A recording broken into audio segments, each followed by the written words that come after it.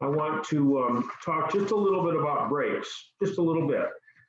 Brakes are one of the three most important parts of the car. You know that.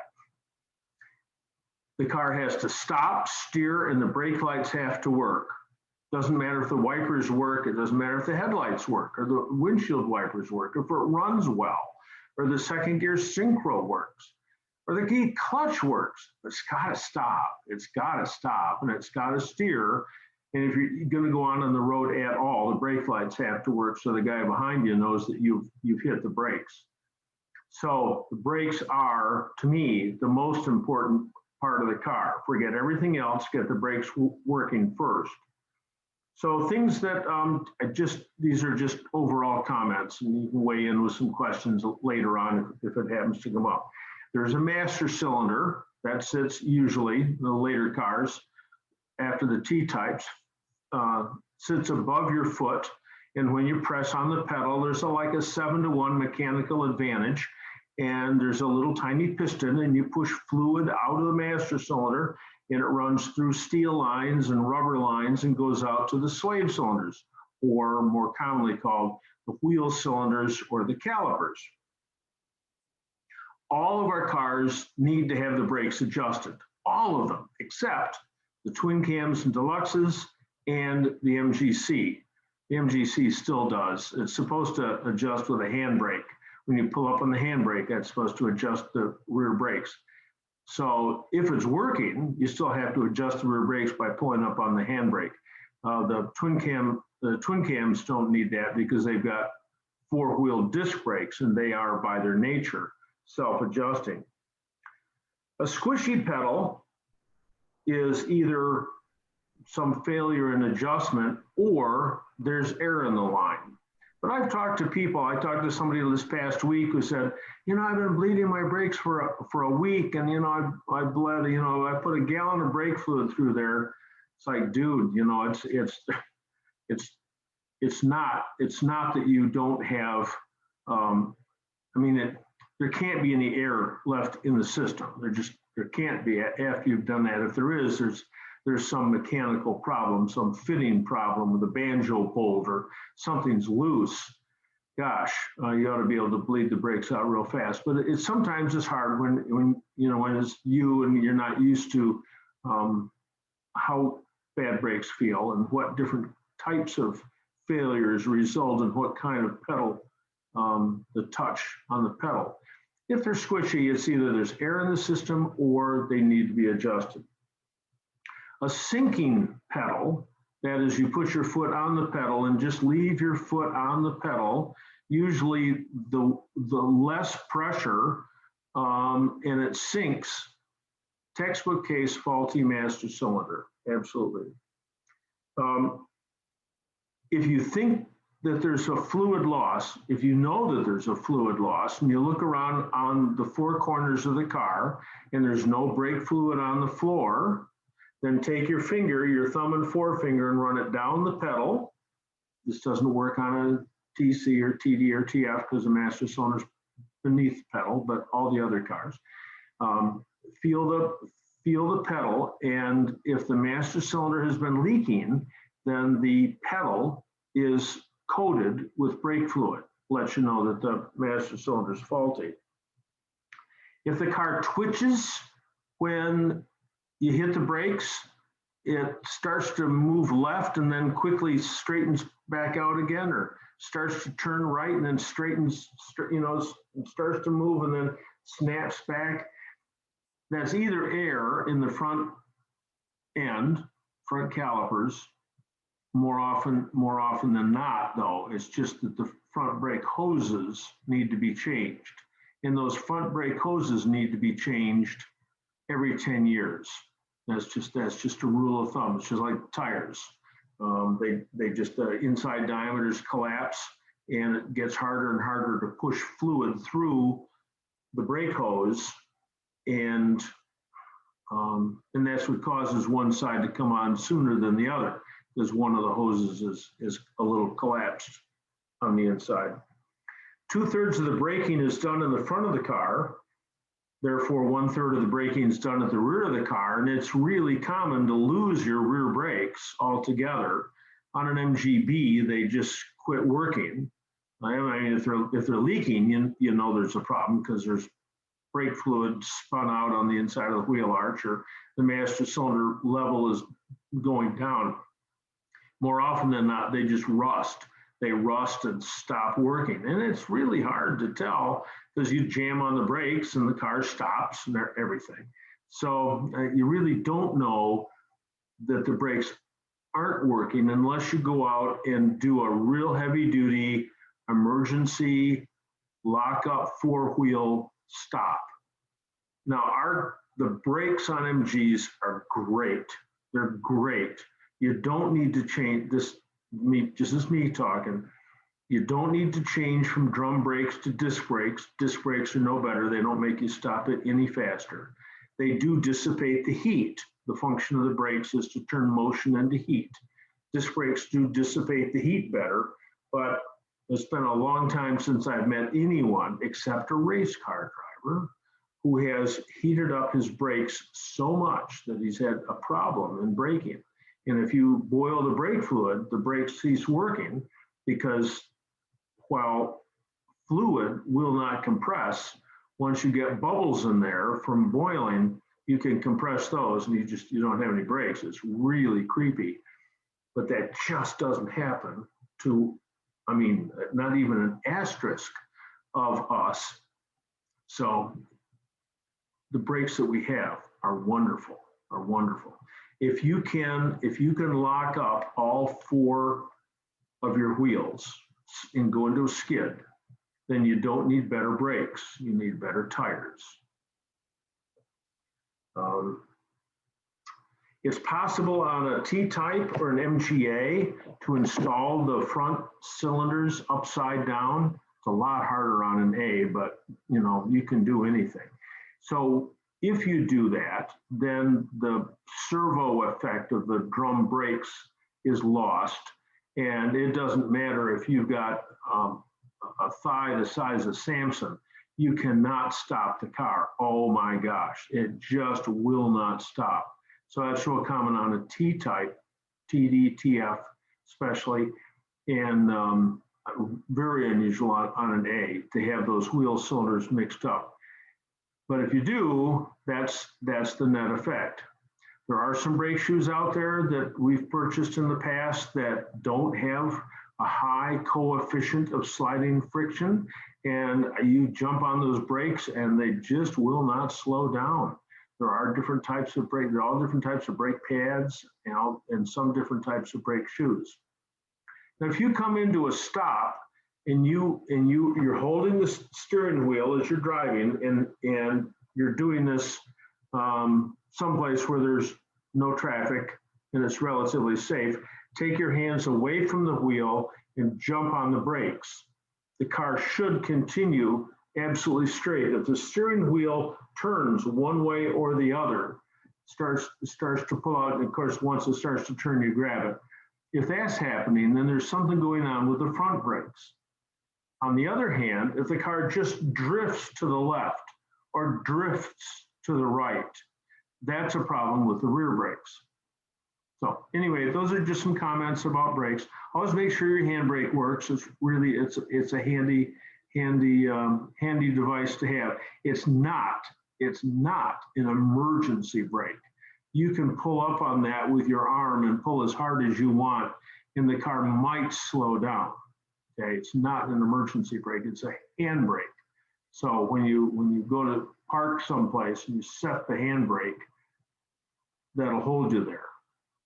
So unless you're doing trials in England, where you want to keep your front wheels turning smoothly, but you want to brake, and then you can use the handbrake. When I attended the Black Horse car production trials in 1973 at Aldershot, an artillery range in England that the MG Car Club had rented for the day for a trials work. A lot of guys, T-types, were pulling up on the handbrake and using that as a brake.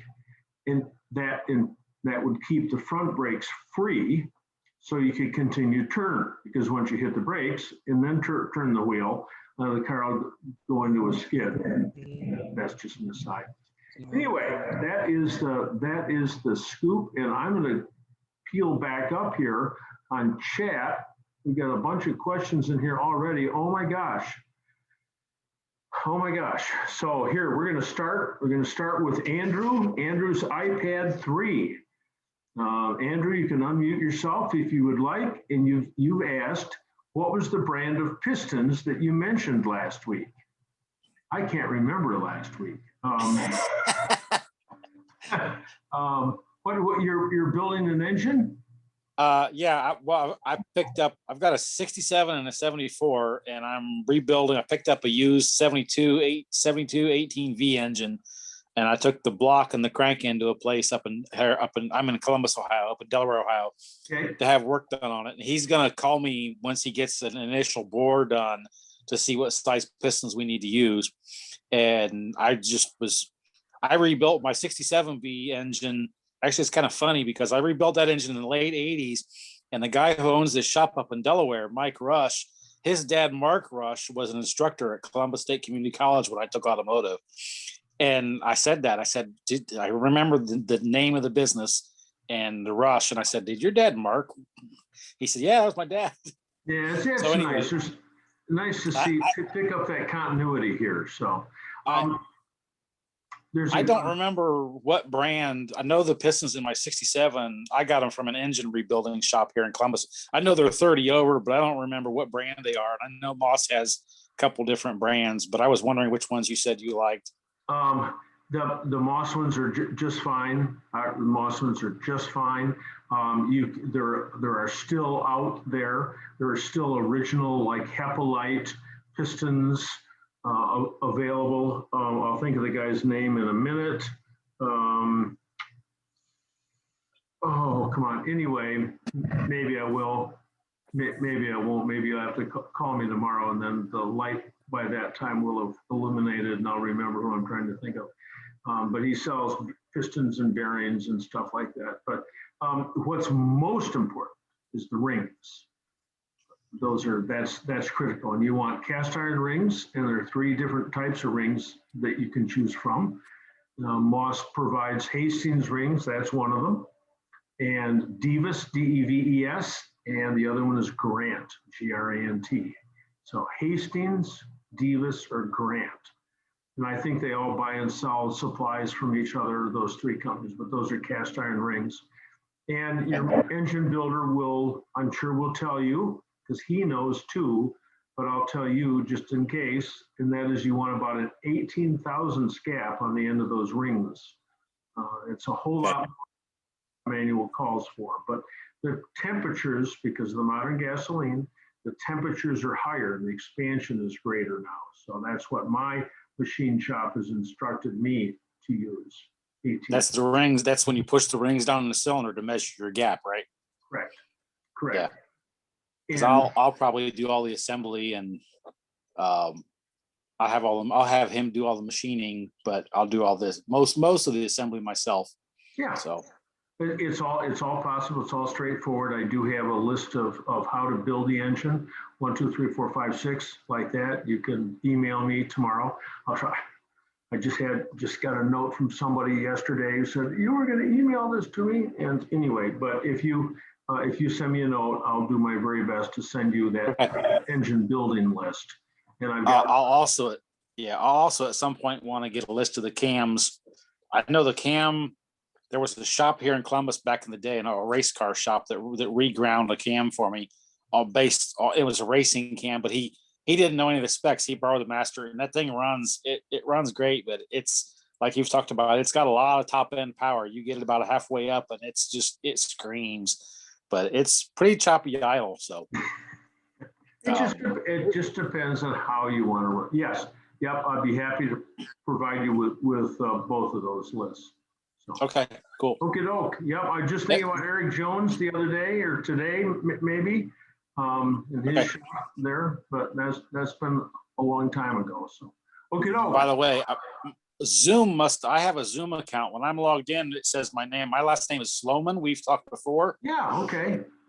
But when Zoom logs me out, then it goes to my iPad, Andrew's iPad 3. Yeah, well, when I'm logged in, if it's a small meeting, like our family or something like that, I can hover over anyone's name and change the name to the name that they are.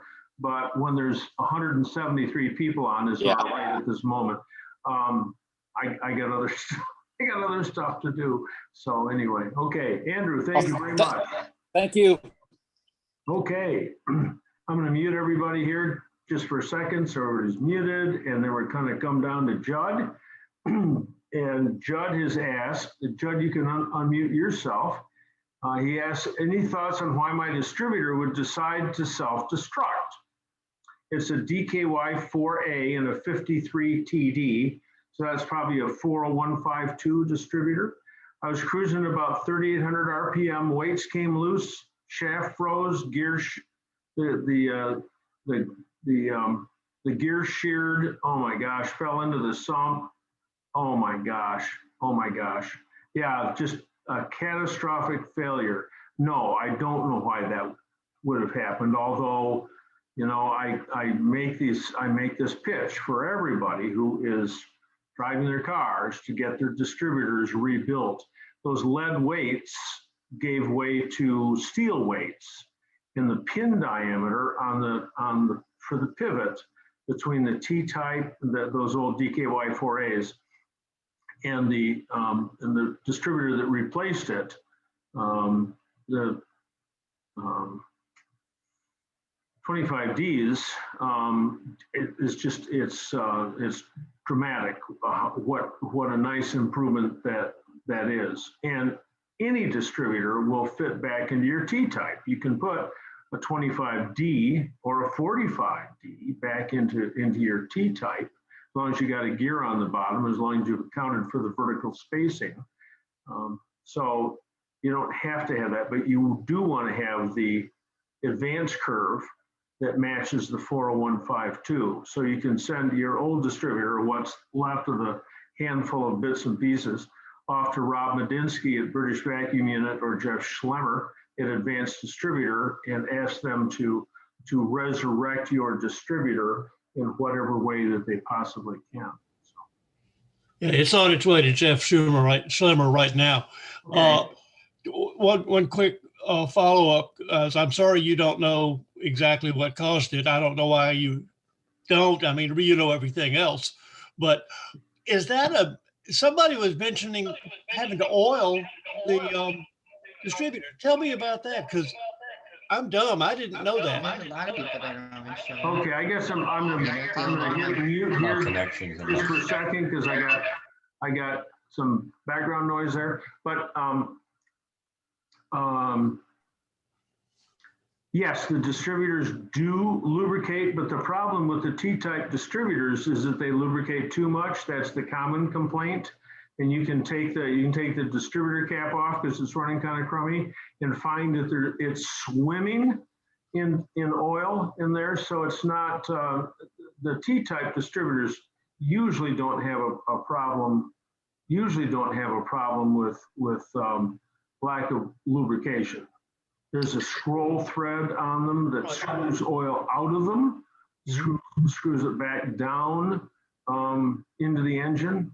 That which gets up there. Some people on the T-type elect to take an 1/8" drill bit and drill. When you're looking at the distributor on the side of the engine, it's sitting on an angle, and some people will drill an 1/8" hole right at the very bottom, so whatever oil does get in there gets out.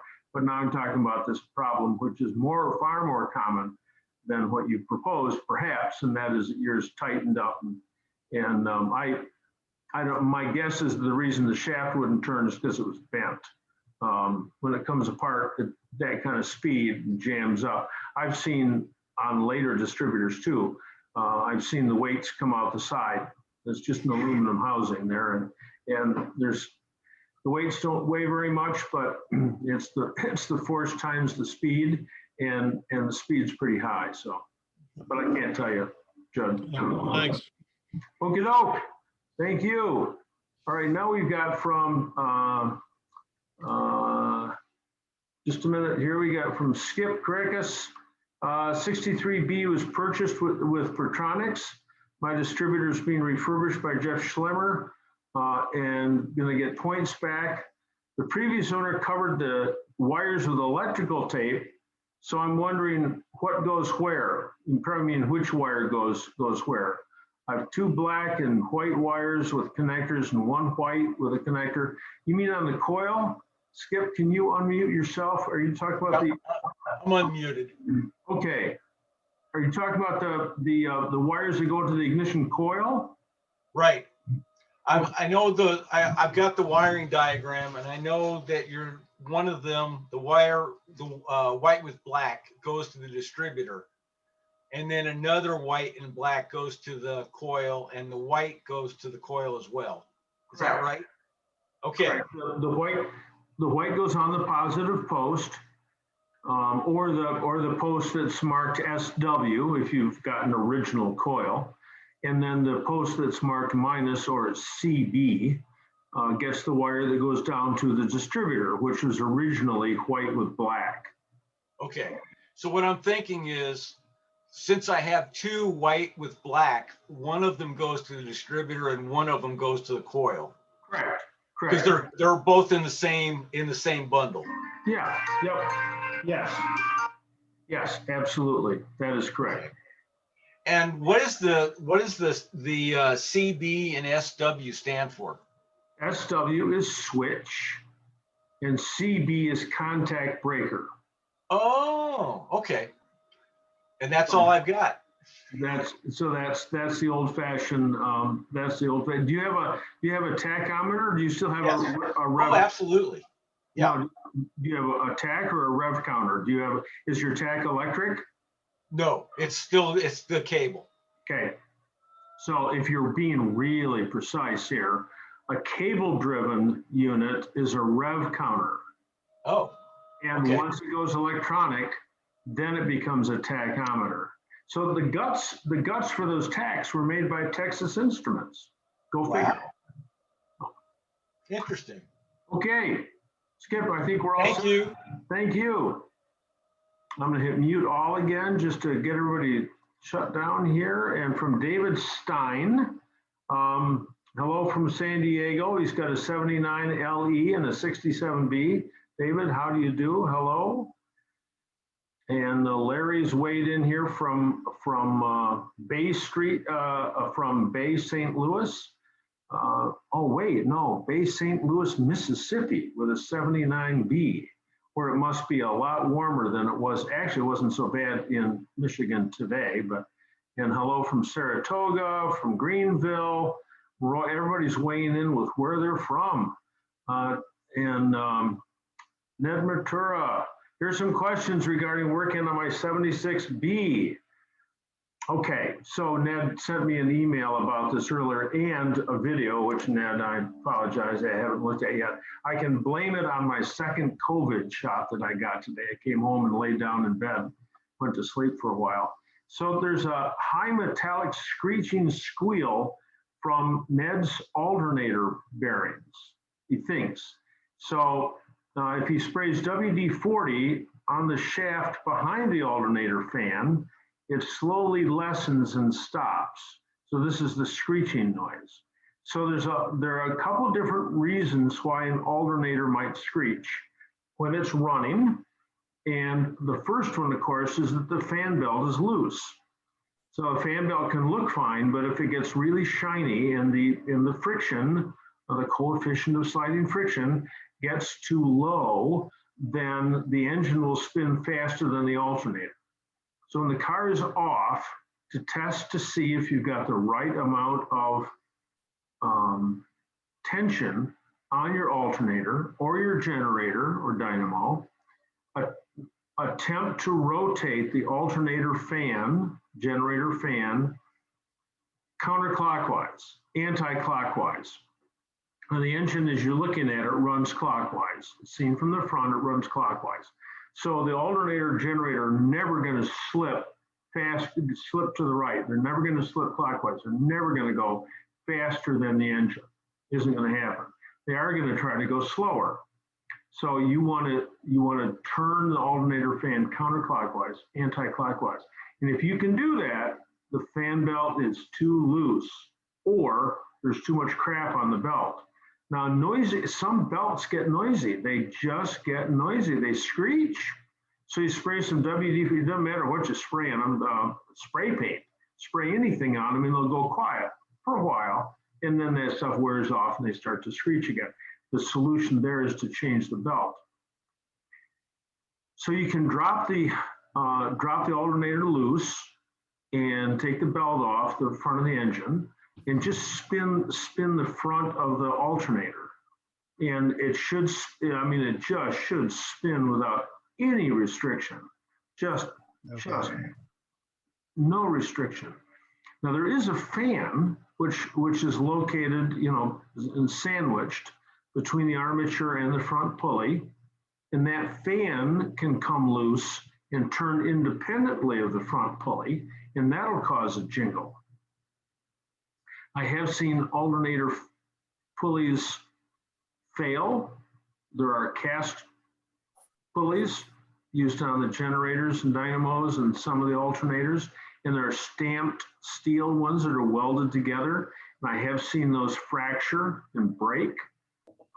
So any one of these things may be going on, but check your fan belt tension, if you're going to do that, you're going to have 5 things loose, the two bolts on which the alternator pivot up against the water pump and the block, and then you've got 2 bolts on the strap.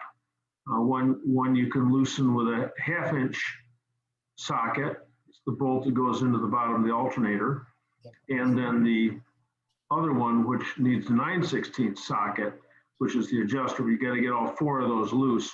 Once all 4 of those loose, drop it down, take the belt off, and spin the alternator by hand. So beyond that, I'm not sure what else it might be. Okay.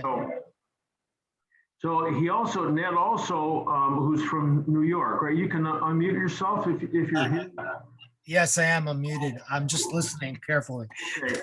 So Ned also asked, why do the spade connectors on the starter solenoid keep falling off? Yuck.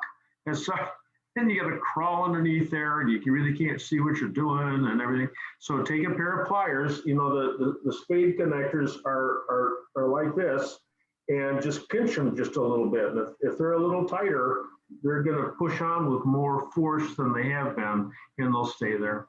Okay. That's easy. So,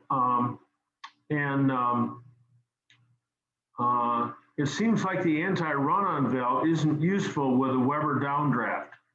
Correct. It's not. Once I took the lid from a Weber downdraft, took it off, cleaned it all up, took, I don't know how much solder. We used to take lead. We used to take old battery post clamps, like buckets of those, melted those down, filled up the top of the float bowl chamber, the lid, filled that up, and then drilled a new hole and put in a new line and ran that over to the charcoal canister. Then it would work. But that was a lot of work, and I only did that once. Yeah, I saw someone online who was suggesting a modification to the Weber to create that kind of thing that the Stromberg had. Yeah. But without doing that, I don't have the skill for that, so I'm not going to. If the car's dieseling, if it bump when you shut the thing off, it's dieseling for a couple different reasons.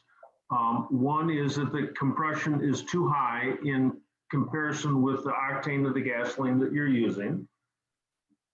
The other one is that the cylinder head is too hot. That is because there's carbon buildup up there, which hardly ever happens anymore. Modern gasoline runs really clean. But if your timing is off, then the inside of the cylinder head is hotter than it should be. So again, all of our cars, except the MGA twin cam from 1944 through 1980, the timing's the same. Vacuum disconnected, 32 degrees before top dead center at full mechanical advance. So you rev it up until it quits advancing and it should be at 32. Anyway, so sometimes the cars are set ahead and or behind, and that'll cause them to be hot. And you can also set the idle down, but once you get it down below some sort of comfort level, then you're either stalling on the at a stop sign or something, and that's no good. So, Okay.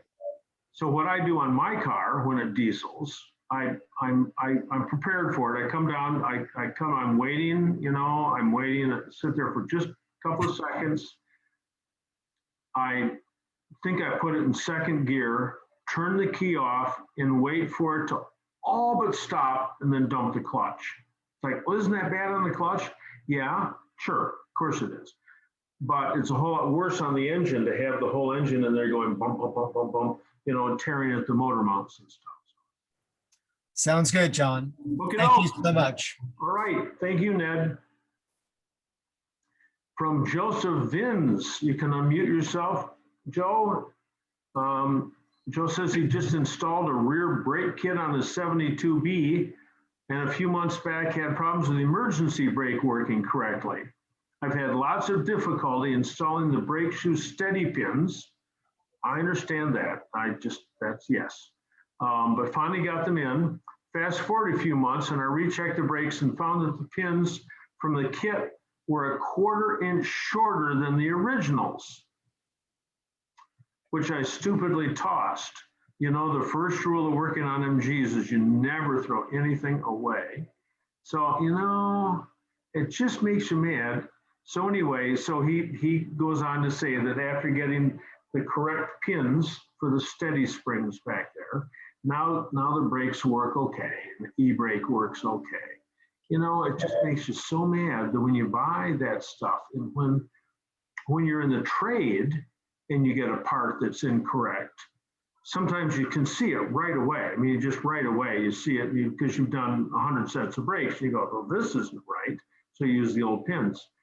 But when you're at home or when you're in the trade and the part comes through and it fails, you don't tell the customer, well, I bought my parts from this place, so it's their fault. No, you assume responsibility. It's really frustrating.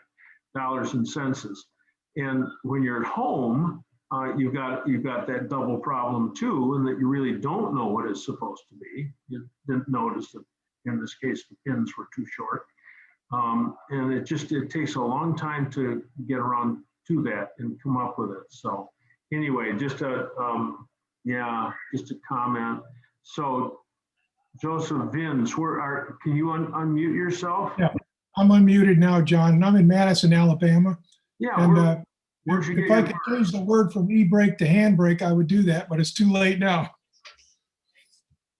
But yeah, that did the trick. They were just too tight. I had to have a football player come over and push the damn things in first time. And when I got the right ones, I could do it. Where did those come from?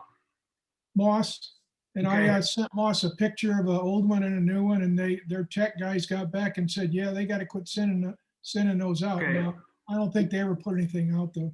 Okay, all right. So just a warning to everybody about the rear brake kits. So thank you very much. Appreciate it. Okay, all right. Let's see. David Stein thanks me for help with a clutch in a 79. Kurt Johnson, I watched your video on putting the hood down on an MGB. You mentioned the type of 3M adhesive to glue the bow to the top. Currently, the MGB that I have has the 2 inside flaps attached to that bow with safety pins. The adhesive you recommended, I only found in a spray, and it seems to be a little messy. It is. You got to put something behind it. I don't know if you can get that glue, which is 088 3M glue, 08088. I don't know if you can get that in a brush or not. I'm sure you can, So, Yeah, I've got that number written down, John. They also had another one, and because I had a hard time finding anybody that had the 08088, but they've got one that says it's for headliners and stuff and fabric. It's 38808. I don't know what I don't know what the difference is. They both say they'll do fabric to metal, so I didn't know whether there'd be a huge difference or whether you had any idea. I don't know. I know that we tried 08090 one couple of times, and that stuff is great, but if you make a mistake, you're stuck, literally. I don't want that then. Yeah. I mean, that stuff was just like, you better put it on right, like the pads underneath the bonnet or something or other. You put that on there, but man, if you get that on a little bit of an angle, you better just be ready to suffer it, because you cannot get it back off again. Yeah, apparently these safety pins have worked for years for the guy that had it before me, but they kind of look funny when you're inside the car. Yep. Okay. All right. Great. All right. So, John, yes. could he take a piece of paper and spray it on the paper and then use a brush to put it on that way? Would that work, you think? Yes, absolutely. That always works. The downside is that 08088 glue is about $25 a can. So that's the cost part of it. Yes, Bob's correct. Absolutely. You can always take it and spray it onto a inside of an old cardboard box or something and use an acid brush and wipe it up from that and then put it on. Absolutely. Thanks very much, Bob. Yeah, because I've kind of gotten sloppy in my old age, man. When I spray something, it's going everywhere. Yes. I've been doing that for years, guy. Your wife's been complaining about that for a long time. Yeah. All right. Okay. So next one up here is Bob Moran. Fast RPMs on a TD at idle. Would you adjust the set screws first or twist the distributor? Well, the distributor has a fixed number, 32 degrees before top dead center at full mechanical advance. Or because it's got a 16-degree cam in it, zero. Turn my video on. Zero static. And you can use a test light and set up the timing, but don't turn the distributor to change the idle. That's incorrect. So if you cannot get your idle speed low enough, if that's an issue, then you can take a can of spray carburetor cleaner and spray the manifold and the carburetors and all around the carburetors and see if there's some kind of vacuum leak. Any vacuum leak will cause the RPMs to remain high. So what's up, Bob? What do you think's going on? Well, at idle, it'll run up to a couple thousand RPM. Ooh. And when I twist the distributor, it goes back to about 900, but Sure. eventually it stalls. Sure. When you twist the distributor, it goes from running really well to really crappy. Absolutely it does, but set the distributor correctly. Follow the workshop manual. It's got a real easy way to do it in there with a test light. Just slam dunk, lock it down, don't touch that again. Find out what's going on with the carburetors. And it can be that the linkage between the two carburetors has been disturbed, so that even though you've got the idle screws backed off all the way, one of them's still part way open. So you've got to loosen up one of those little accordion things with the 4 BA screws in them. You can use your 1/8 socket. I got it. Thank you. Okay. I got it. All right. Good tips. Thank you very much. I'm going to mute everybody again for a moment here and make another pitch for my PayPal button up here, someplace up here on my website. And that's all I'll say about that again for a minute. So here we've got, it's from Ruth Arnold.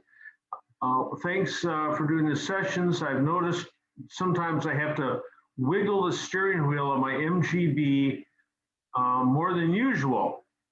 What I'm trying to say, John, is that when I'm trying to unlock the steering wheel lock, Yes. I'm finding that sometimes, not all the time, I have to wiggle and wiggle when I think, oh gosh, it's not going to unlock. And then finally it does. And I just wonder if you have thoughts on that. There's a pin that's larger than this pencil and it's rectangular that slips up into the steering column, and then that gets loaded, and that's spring loaded so that when you turn the key, it's supposed to withdraw. So about the only thing you can do is get some graphite, powdered graphite, and it's messy, and shoot it up into that lock assembly, and then turn the key about 500 times and do it some more and do it some more, and wipe off all the graphite. But okay. That's not uncommon, you know. Okay. So, great, lovely. Thank you very much. You're very welcome. Mute everybody again here for just a second, and we're to Mark Vidane. John, I've got a question about MGA brake conversion. I've got a 56 Roadster with drums all around. I'm considering converting the front brakes to disc, but I've read that the upgrade is negligible. The effect of the upgrade is negligible unless you're driving very hard and competitively, because the drums are quite big. That's absolutely correct. So you can switch over to MGB. Some people just change over the whole thing. You go right over to an MGB Kingpin. If you got wire wheels, it's the same spline. If you get disc wheels, it does not work. But you can go over to an MGB setup real easily, but there is no advantage. There just isn't. Sounds cool, looks cool, all that kind of stuff. Ooh, I got disc brakes. You don't stop any faster. In fact, I've never done this. I don't know how you'd even measure it, but my gut is that the car stops faster with drum brakes than it does with disc brakes.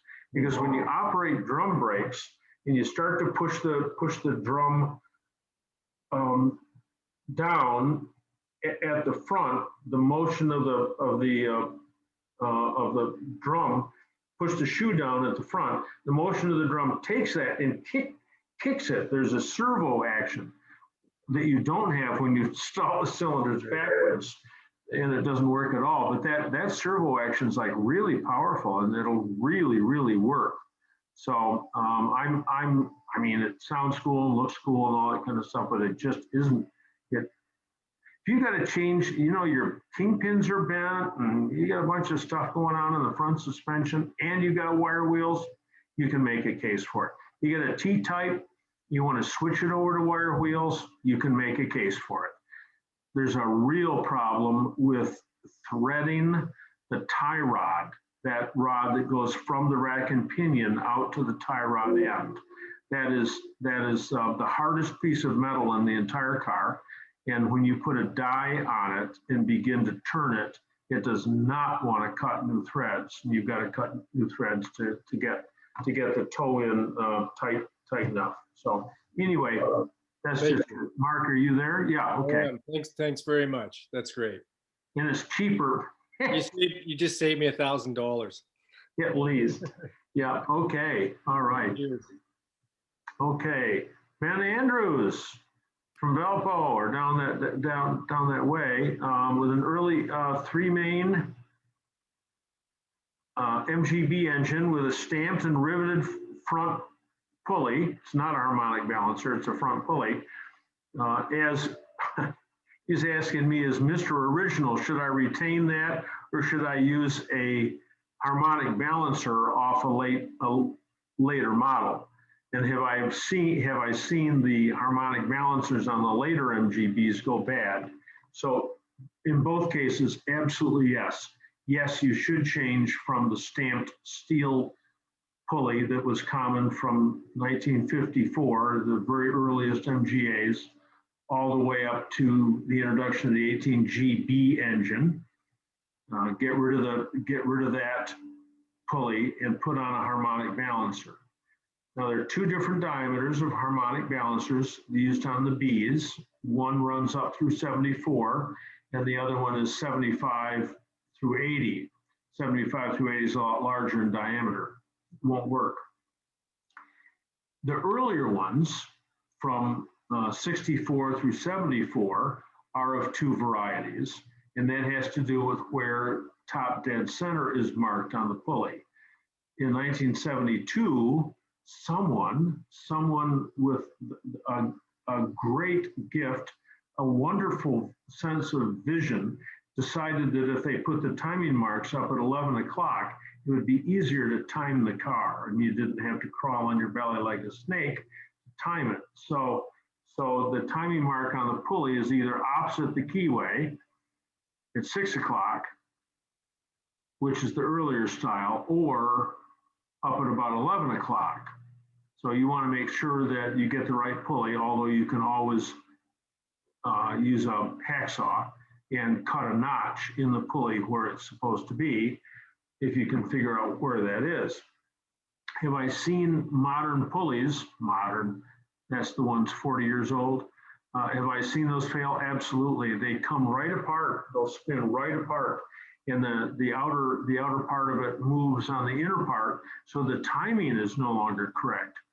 If you're faced with that, you think you're faced with that, it looks kind of crappy, you can send your front harmonic balancer to the Damper Doctor, damperdoctor.com, and get a new harmonic balancer, not a new one, get yours refitted with whatever rubber that there is between those two pieces. So that's the long, I think the long and short of it, Ben. So, okay, now we're on to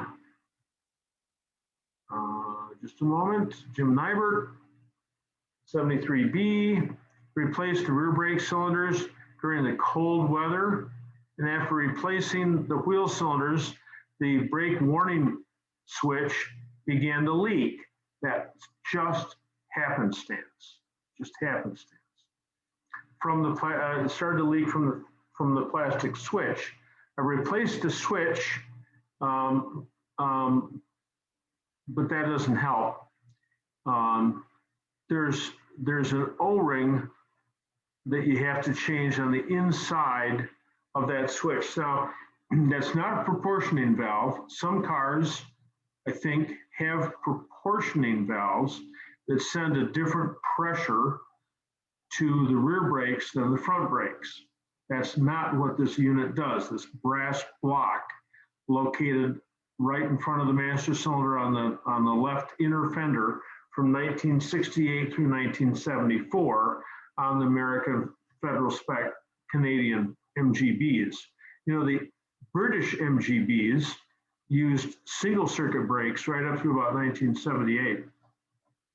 Anyway, that brake failure warning light valve has a piston in it. That piston has two O-rings. When those O-rings fail, then brake fluid is able to get out of there. You can take that off the inner fender of your car. You can take it apart. You can pull the piston out. Actually, you don't pull the piston out. You move him out through inertia by hitting the end of him on an anvil on your vise really hard with a gloved hand so you don't ruin your hand banging it, but it will come out. That piston will come out, and it's just got two O-rings on it. Just change the O-rings. I don't remember what size they are. Am I thinking about it? I'd say down around a number 8 or number 6 O-ring. Probably just get, it's fractional, probably get it at the hardware store and put that in. But changing the switches doesn't help because the switch isn't what's leaking. It's the piston inside there. Now, if it doesn't work at all, you don't care if the brake warning light works. It's like, this is just a lot of hocus pocus.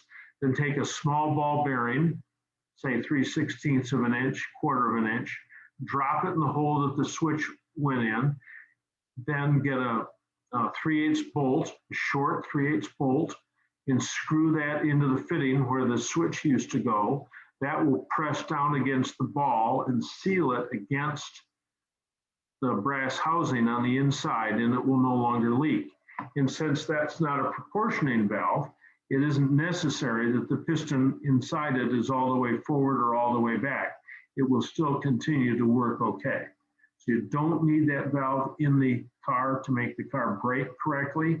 It's only safety and not emissions, but safety equipment. So you can drop a ball bearing in there and put a bolt in and just make it not work at all. Or maybe you can do it a little more attractively so it doesn't look like there's some big steel bolt hanging out of the top of that thing where it's obviously been changed around.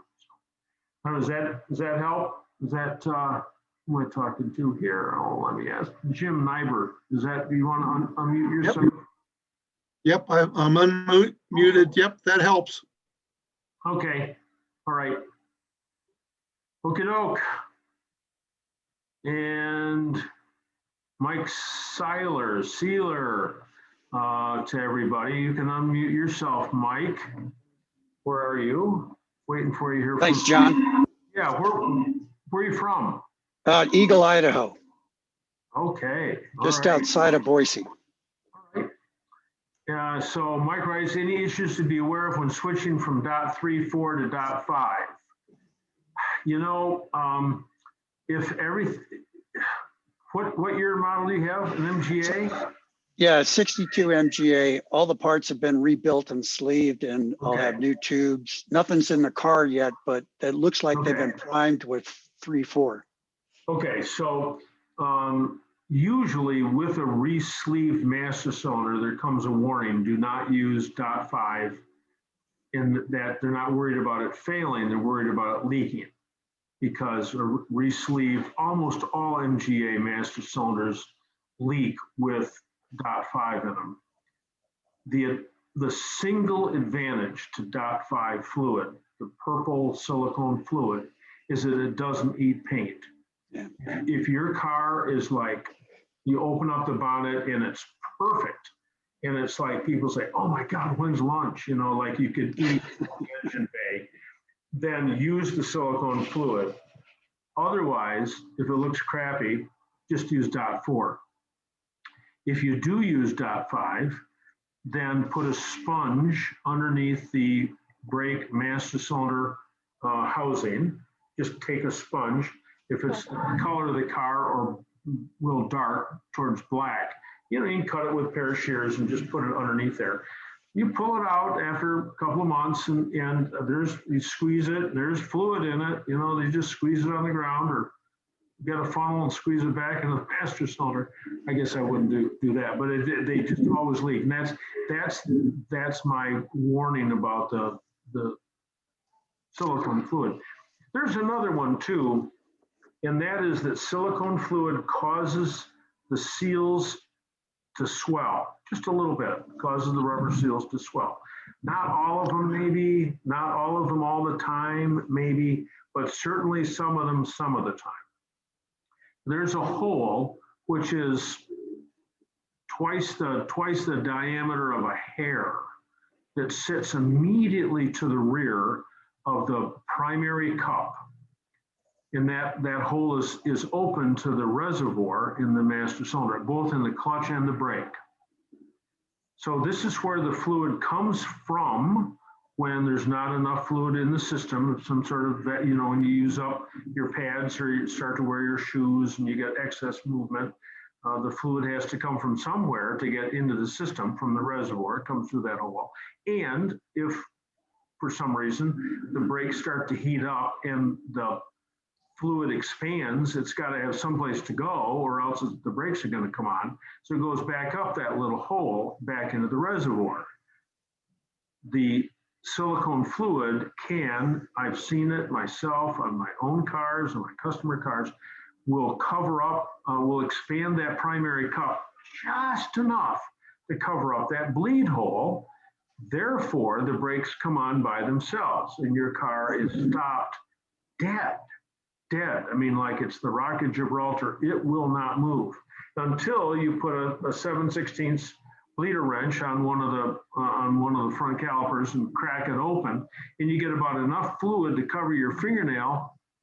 Brakes are absolutely free, you're all set to go again. But you don't want to run into that problem.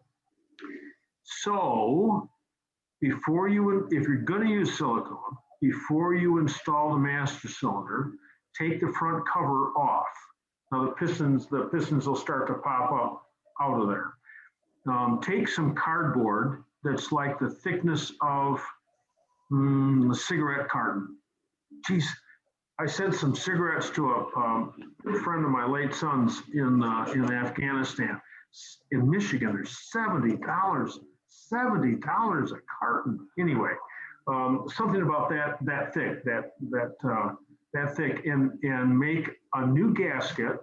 Maybe make two, use two up there, and cut the holes in that gasket. Copy the gasket that's there, but make the holes large enough that the pistons can come through that gasket and hit the front plate. The gasket that's up there isn't to hold brake fluid in, it's just to soften the master cylinder piston when it comes all the way forward and hits the plate. So what you're doing effectively is moving that front plate forward by 1/64 of an inch, just a tiny little bit. That then allows that bleeder hole to remain open, even if the primary cup swells. Does that make sense? If it doesn't, call me tomorrow. I've got some little diagrams and stuff. I can send it to you. But yeah, that took a long time to figure out. That took nice. Oh my gosh. So anyway, silicone fluid's great. If the car's perfect. If the car's perfect, you have no option but to use it, because it doesn't matter how careful you are, you always spill fluid in an A. You just do. All right. Thank you, John. Thanks a lot, Mike. I'm going to mute everybody again, and we're going to go on to our next question. And Crystal, I know you're Crystal, but I was reading off here and my brain didn't work fast enough. Steve Olson, being politically correct and not wanting to offend anyone, I notice home remodeling shows have stopped using the term master bedroom. Yes, they have, and called the primary bedroom. So when do we need to stop using master and slave on our hydraulic systems? When everybody else does, I guess. So I did think of that today when I was doing that. Yeah. So okay, Dale Brown. Dale Brown it says from WI, from Wisconsin, maybe, I don't know. Dale, you can unmute yourself. He said, Glenn Lenhard did some work on my MGs down in St. Pete when we wintered down there before the border was closed. Oh, Windsor, Ontario. At the time, he suggested to use a rubber gasket on one of the side cover tappet gaskets and cork on the other, but I forgot which one should be rubber and which one should be cork. So on the MGB engine, there are two side covers. The rear one has a trough in it, a groove in it, into which goes a big, thick orange gasket. Never leaks. You can use gasket glue on it if you want, Ultra Black or the right stuff or something, but it never leaks. The front one, however, does leak. And if you use that big, thick gasket, it's just really dicey. So the rear one takes the thick orange, no problem with that. It's the front one that takes the very thin gasket that's sold for MGAs and very early MGBs, but it's the thin cork gasket. And that one you want to goo up with a lot. Use a lot of Ultra Black or the right stuff on that so it doesn't leak. This is especially true on the MGBs 75 and newer. Oh my gosh, those just want to leak out of there. And it's important to get that thin cork gasket on the front side cover, tappet inspection cover. So yeah, thanks, John, because obviously once the whole engine's put together and you start running the car, the carbs are in the way. If it starts leaking, you've got to take it all apart again. So Well, you don't have to, but it's easier. Yeah. It's easier in the shop. We, you know, with a catalytic converter and a Stromberg carburetor, Oh, we go down in there and take those front side covers off. I just figured out a way to do it that yeah. that it was faster than dropping the whole manifold off. But yeah, So I'm gonna make a note on my phone, cork in the front. yes.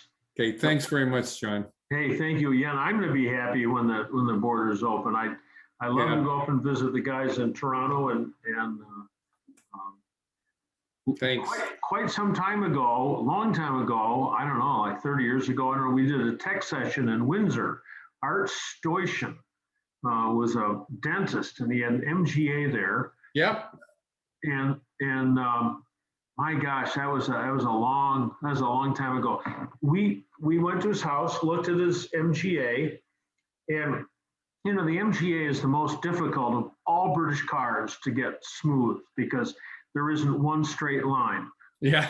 Of course, there is a straight line, and that's from about the back of the door to the rear of the front wheel arch, for maybe a foot or so, and then stuff gets in motion again. But that line, you could walk along that line and there wasn't a ripple, you know, in reflection. There just wasn't a ripple. And somebody said, Art, how long have you been working to get this so smooth? I got 2,000 hours in my MGA, but I don't think I ever talked to him after that. So if you ever got that MGA back on the road or not. Well, we're just hoping to get to Bronte Creek British Car Show in September, where they get 1,200 cars. Oh my! But maybe by September we'll all be vaccinated. Oh my gosh! I hope so. I hope so. Thanks, John.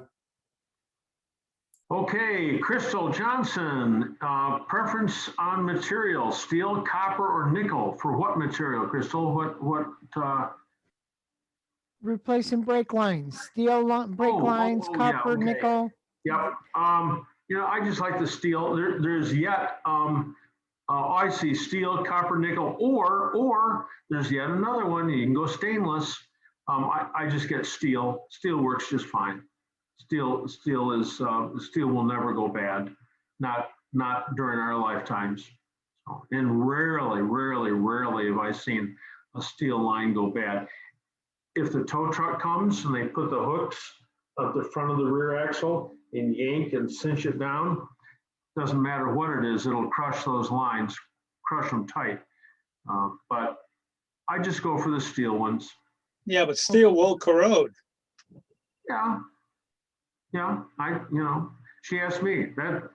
So, yeah, I don't like the color. I mean, come on. Like, what am I, crazy or what? But I don't like the color of them. It looks like copper lines in there, and it's just like, you're warned forever not to use copper because copper's too soft, won't handle the pressure. I know it's copper nickel. I know it passes the DOT specification, but anyway. So I kept on reading a lot, and just like he was saying, yeah, they don't rust, and the copper nickel's easier to bend and easier to form the ends. But then I kind of went, I don't like the color. Yeah, build it like ours. If it leaks enough oil, you can't see the color. This is true. It's always an argument between form and function. So. Okay, thank you. You're welcome. Okay, let's see. We got a lot of comments here about masters and slaves. Ryan Bassfeller, my 80 MGB brakes feel soft to me. I don't think the hoses have ever been changed, so I'll start with that. The master cylinder was replaced 2 years ago. What else should I look for? So first of all, adjust the rear brakes. Or set the handbrake, pull the handbrake all the way on, and then jump on the pedal 3 or 4 times in rapid succession, just so it's pumped all the way up with the engine off.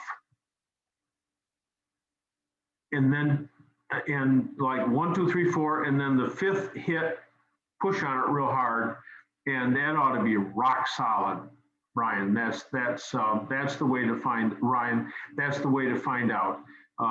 If the rear brakes are out of adjustment, there's some movement. If there's a 1980's got a servo, so it's squishy anyway, it feels squishy. Compared to what? Compared to a Wrangler, compared to a Toyota Sienna, compared to a Cadillac? I have no idea. The only one of those I drive is a Toyota Sienna. So I don't know. The brake hoses can and do swell if you are bleeding the brakes and you're underneath the front end, for instance, and you've got somebody sitting in the driver's seat pressing on the pedal, and you don't open the bleeder, you can see the hose flex, change position as it takes some pressure in there. So if something's moving, sure, the pedal is going to move a little bit farther, but not much. There are newer brake hoses that they claim don't swell, don't expand. They've got a Teflon and stainless steel on the outside. They look kind of weird. I never used them because they don't look right. So anyway, all right, so now we got a bonus question. Do you have a video on adjusting the handbrake so the travel isn't as far? I don't know. You know, I still have yet to index all of my videos. When I get done with my daughter's car, maybe I'll have time to index those. And Ryan also says his handbrake cable does not have a Zerk fitting on it, so he assumes he doesn't need to lube it.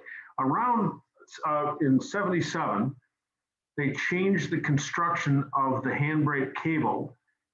There's an outer sheath, obviously, and then there's the cable that goes through the outer sheath. And they took the inner cable and put a plastic coating on it so that it couldn't rust. Cool. Until it starts to gouge and ball up, and then the cable can't work at all, and then it doesn't matter how much lube you squirt into it, you can't get it free. Now there's a toss-up on that style of cable too. The only thing you can do with that cable is squirt the outside of it with spray lube. You can go to Napa, I'm sure, and buy some kind of white gel lube and just coat the cable with it. That's all you can do to make the cable move more. Maybe like a motorcycle chain lubricant or something, John. Thank you, by the way. Maybe just white gel lube, spray stuff. Yeah. So what we used to do in the shop for handbrake cables, because lots of handbrake cables get stiff, it was a two-person job, absolutely. Three-person job.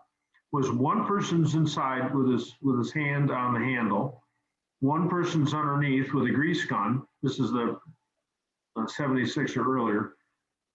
And one person's at the left rear of the car where he's disconnected the ear from the handbrake cable from the linkage that goes into the inside of the brake drum. And he's got a hold of that with a pair of vice grips. Now the guy at the rear of the car yanks to make sure the cable's all the way out, and the guy inside then pulls up, and then the guy at the back rear pulls it back off, and you exercise it back up and down and up and down, up and down 50 times while this guy underneath is shooting grease into the cable. It was just easier to do that, even though it took three people. It was easier to do that than to change the cable. Because our experience was that half the cables that you bought were misidentified.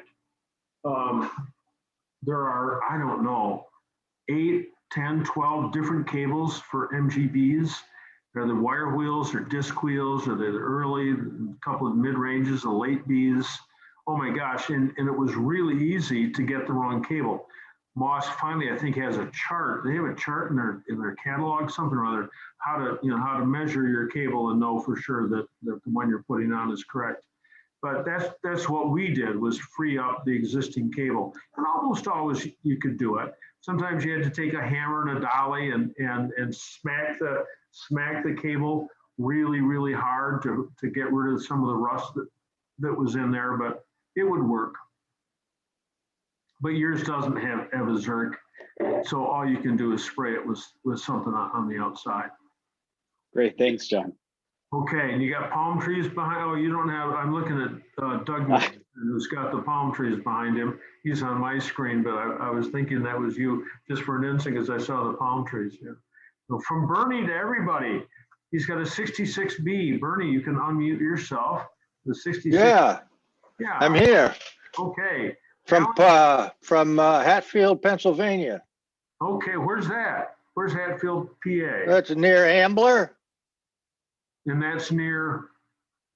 north of Philadelphia. Okay, all right. So Bernie's got a 66B while balancing his HS4 carburetors. He says, I noticed my hand got wet with gasoline while revving the engine. I thought help me out. I thought the gas should be getting sucked into the engine and not blowing out onto your hand. You know, that's just what happens. I can't explain it. But I do know that when you,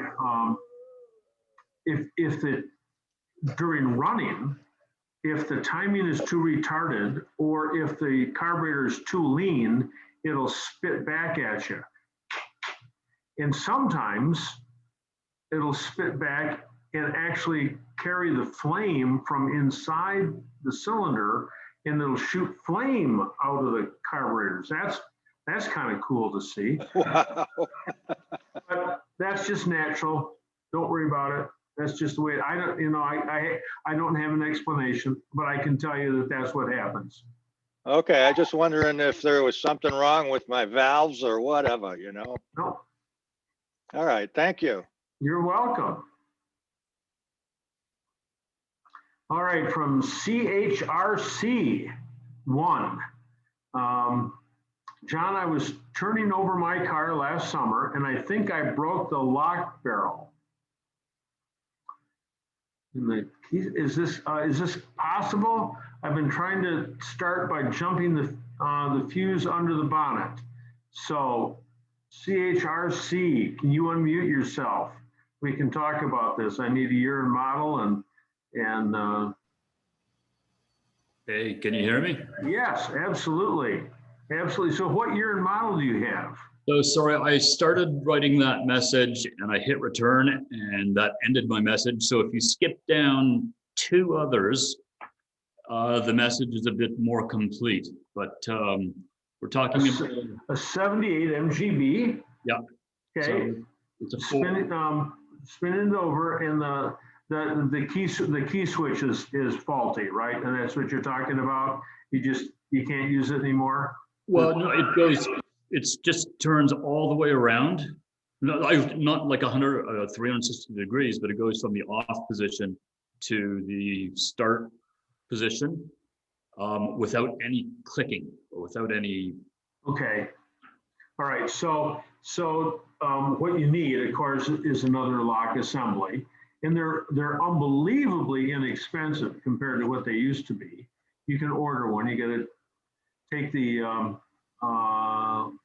78B. You don't have to take the steering wheel off. You have to get the column covers off and get the old one off and put the new one on. That takes care of it. And I think I just bought one for my daughter's car. I just stunned at how little it was. I don't know, it was like $48. Where are you calling from? Toronto, Ontario. Yeah, well, that's about 90 to you, I guess, up there. But they're much less expensive. So anyway, if you want to make your car operate without the key, if you want to turn it on without the key, then it's necessary to do 3 things. One is disconnect one of the 2 wires off the anti-run-on valve. Yep. And one of the gray wires, doesn't matter which one. The next one is to take a jumper lead from the bottom fuse to the spade terminal on the ignition relay that receives the white wires. So that's you've got a jumper onto that. And then, and leave it connected all at the same time, and that's to energize that relay. And then pull off the white with brown off the starter relay to the rear of the fuse box and touch that to the bottom fuse. It'll spin over and start right up.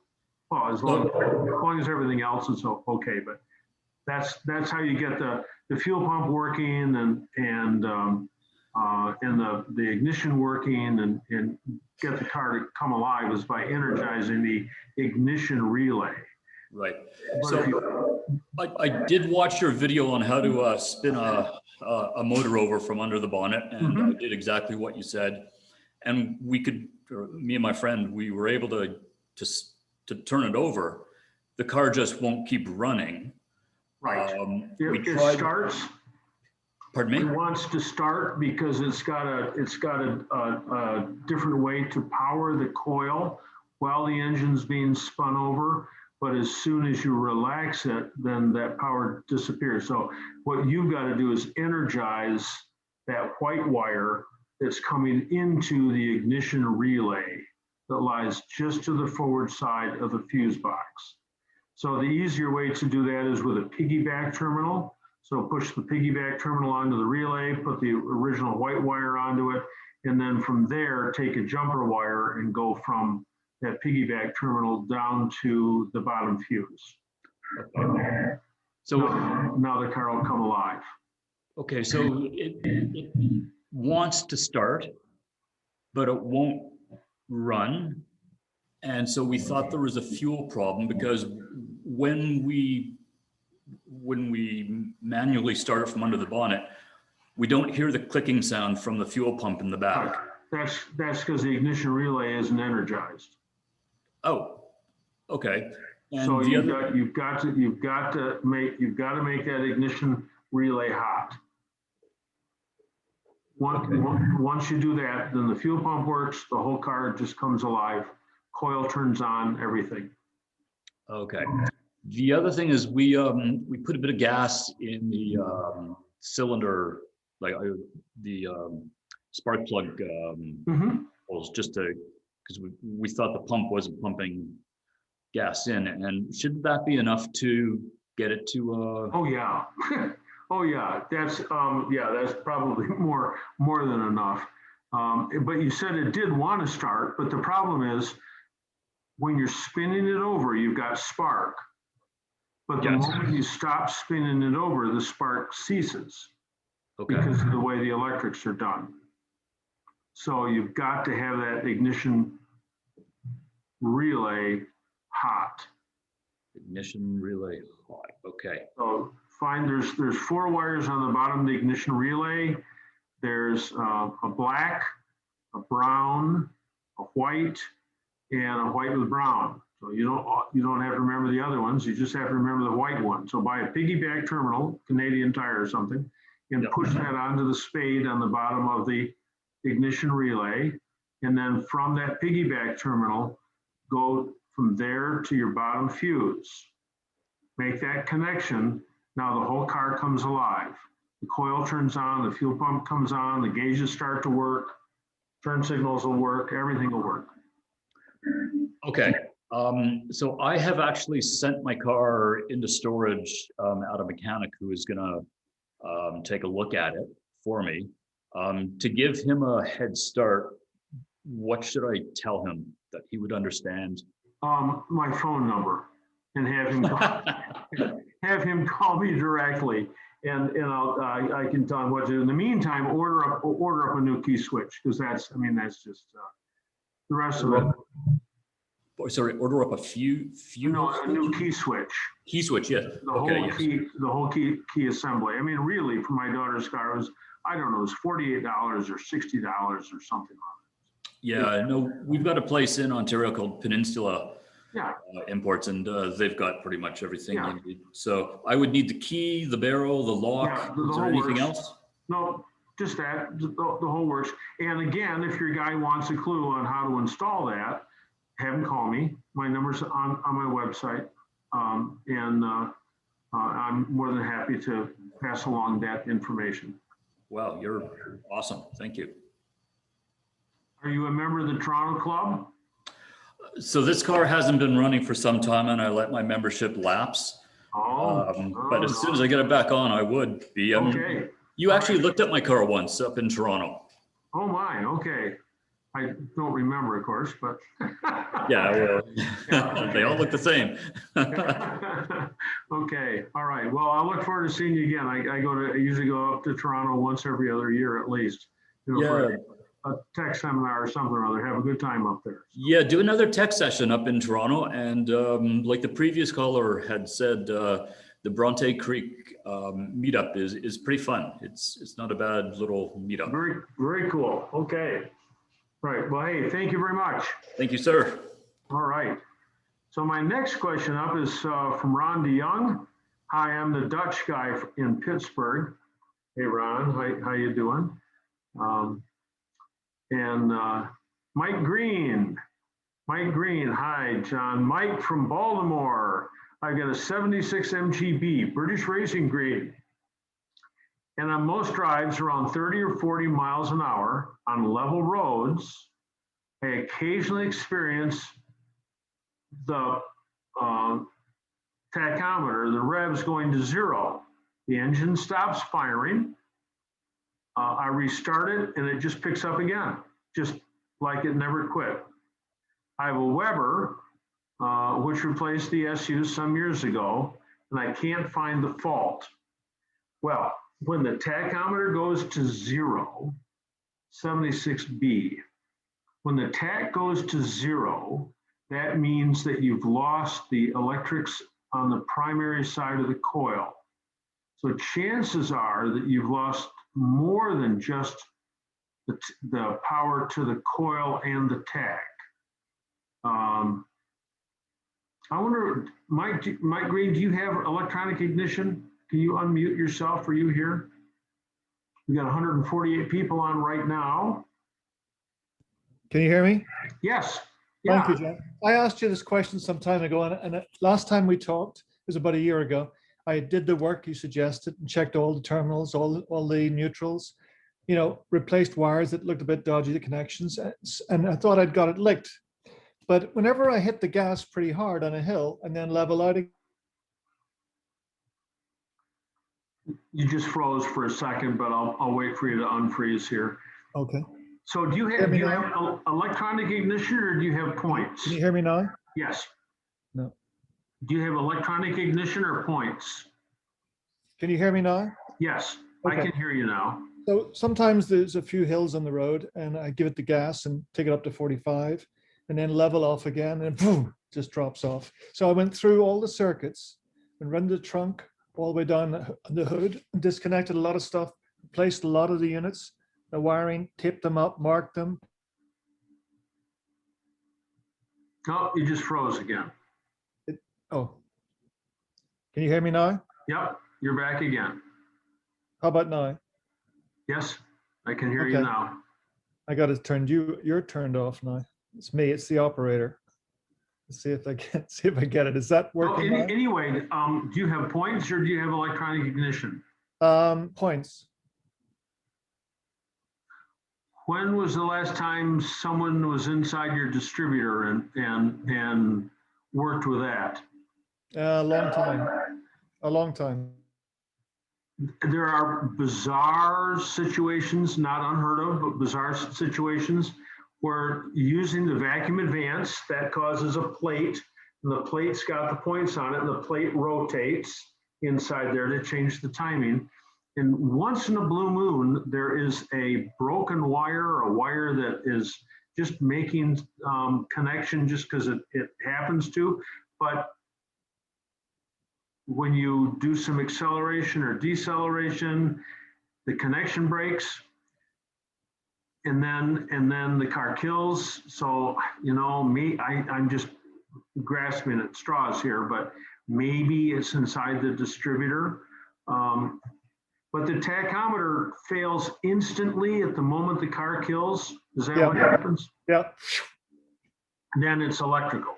It's electrical. It's not, if it's fuel, if you're running out of fuel, then the tachometer, the car dies And as you're coming off the road, the tachometer slowly, the needle on the tach is slowly coming down because the car, because the car's still turning over and the tach and the engine's still turning, even though there's no power being given out of the engine. So when it just drops, as though you turn the key off, it has something to do with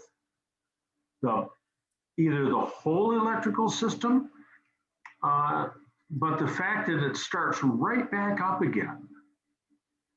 I can understand why this is frustrating. I can understand. It's pretty bizarre. Can I jump in for a second? Yes, please. Let's go. I had a very similar problem that he's describing there, and what it turned out to be is there's a connector, and I think it goes into the ignition relay, that it's a takeoff. It snaps onto one wire and it pulls a wire off another one. And it's right at the front of I have a 78 MG, and I can't remember where it goes into, but Mike's got a 76 and it doesn't have an ignition relay, but we're still dealing with the same kind of so this primary thing. Mike, if you call me tomorrow, I'll be happy to talk to you as long as I don't have an adverse reaction to my COVID shot that I got this John? morning. Yes. John?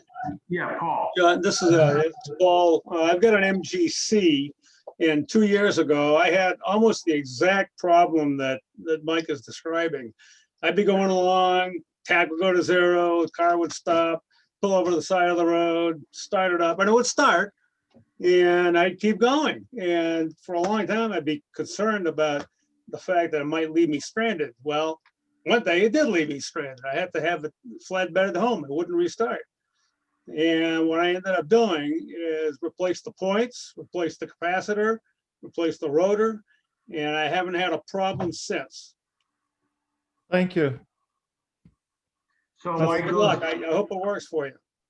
Those are finally, once Paul's MGC, once that quit, is sitting by the side of the road. Geez, it's really simple to figure out where the problem lies, but these erratic ones, especially if they're really, if yours happens every time you go out and happens a couple of times a drive, that's a pretty common erratic problem. But sometimes the problems will happen like twice a year, and you just go, oh my gosh, where is it? Don? Yes. Gene Cooper here. I had a 70 GT and had a similar problem. And under hard acceleration or possibly a left-hand turn, the car would die. Tach would go to zero. And it ended up being a broke wire on the starter, the actual supply wire coming up. So when the motor would move that fraction of an inch, the wire would separate, car would die. And you let off on the gas, and if you didn't push the clutch in, it would sputter a little bit, start right back up. It's a miracle. It's fixed. Well, it wasn't, but it took a long time to find that. So, Mike, you got lots of ideas here, so. I had a very similar issue, and it was the same thing. A broken wire. It would, I was doing 60 miles an hour. The car would stop, go down maybe 5 miles an hour, and then start up again. And I thought it was the ignition. I would play around with the ignition and so on, the key and all that. And finally, it was a broken wire. Wow. Yeah, where was the wire broken? Well, you know what I did? It cost me $650. I changed the whole wiring, the whole thing from A to Z, because it happened. It was going on for 2 years, and I could never find the wire. And I finally decided, but the wiring was in really bad shape because my car was not sandblasted, but media blasted. And they left the wiring in the car when they media blasted it. And it went into, it caused the, what do you call that? When copper turns green. Yeah, corrosion, yeah. Anyway, corrosion on all the connections. Oh, boy. But it was a real mess. So I finally ended up changing it. Now I got new wiring. Awesome. But Gene Cooper was talking about right down to the bottom of the solenoid. there's the main power cable that comes up from the battery that's about as big around as your little finger. And then there are anywhere from 3 to 6 relatively heavy gauge brown wires on ring terminals, sometimes on a spade, that connect down there. And the one of the easy things to do is just take all those wires off the solenoid, tighten up the nut that's on the solenoid, then put all the wires back on and put the top nut back on. Just got to be careful that when you're doing that the wrench doesn't touch anything, because the battery's got a lot of energy in it, and it will discharge through your wrench against the frame or the sump or whatever. Cause a lot of sparks. You just have to be careful. Would it be the green and white wire on the green and white wire on the coil? He doesn't have a green and white wire, because it's yes, he does. Excuse me. It could be that. It could be the step down voltage. There's a wire that's everything's happened, but there's a wire there's a white wire that comes out of the wiring loom immediately beneath the fuse box and is connected, crimped to sort of a pinkish shellacky wire, and it disappears right back into the wiring loom again. And that pinkish white shellacky wire runs all the way to the left front of the car, where the connections are made for the left front headlight, side marker, and turn signal. There, it is connected to a white with green and runs all the way back to the ignition coil. That is the step-down resistor for the ignition coil resistor, so that the ignition coil runs on 6 volts. So 75 through 79, it's a 6-volt coil in the car, not a 12-volt.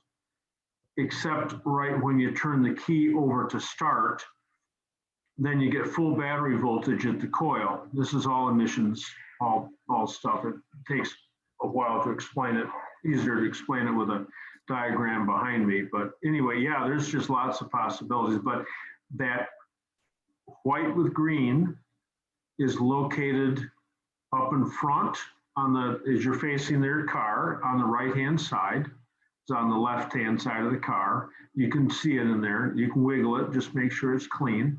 That's usually where the problem lies, not underneath the fuse box. You can see it there too. So anyway, Mike, those are all hints. It has to do with the wiring somehow. Thank you. And I have a couple of very minor, can you hear me? Yes. Very, very minor, very quick. When the guy changed the Oh, you're frozen again, but we'll wait for you to come back around. There you are. I see you moving again. The guy was a crack mechanic, great guy, a young man. And he went down to Florida and I lost my crack mechanic. But the bottom line is he didn't put a heat shield on when he put on the Weber. Does it need a heat shield? No. Okay.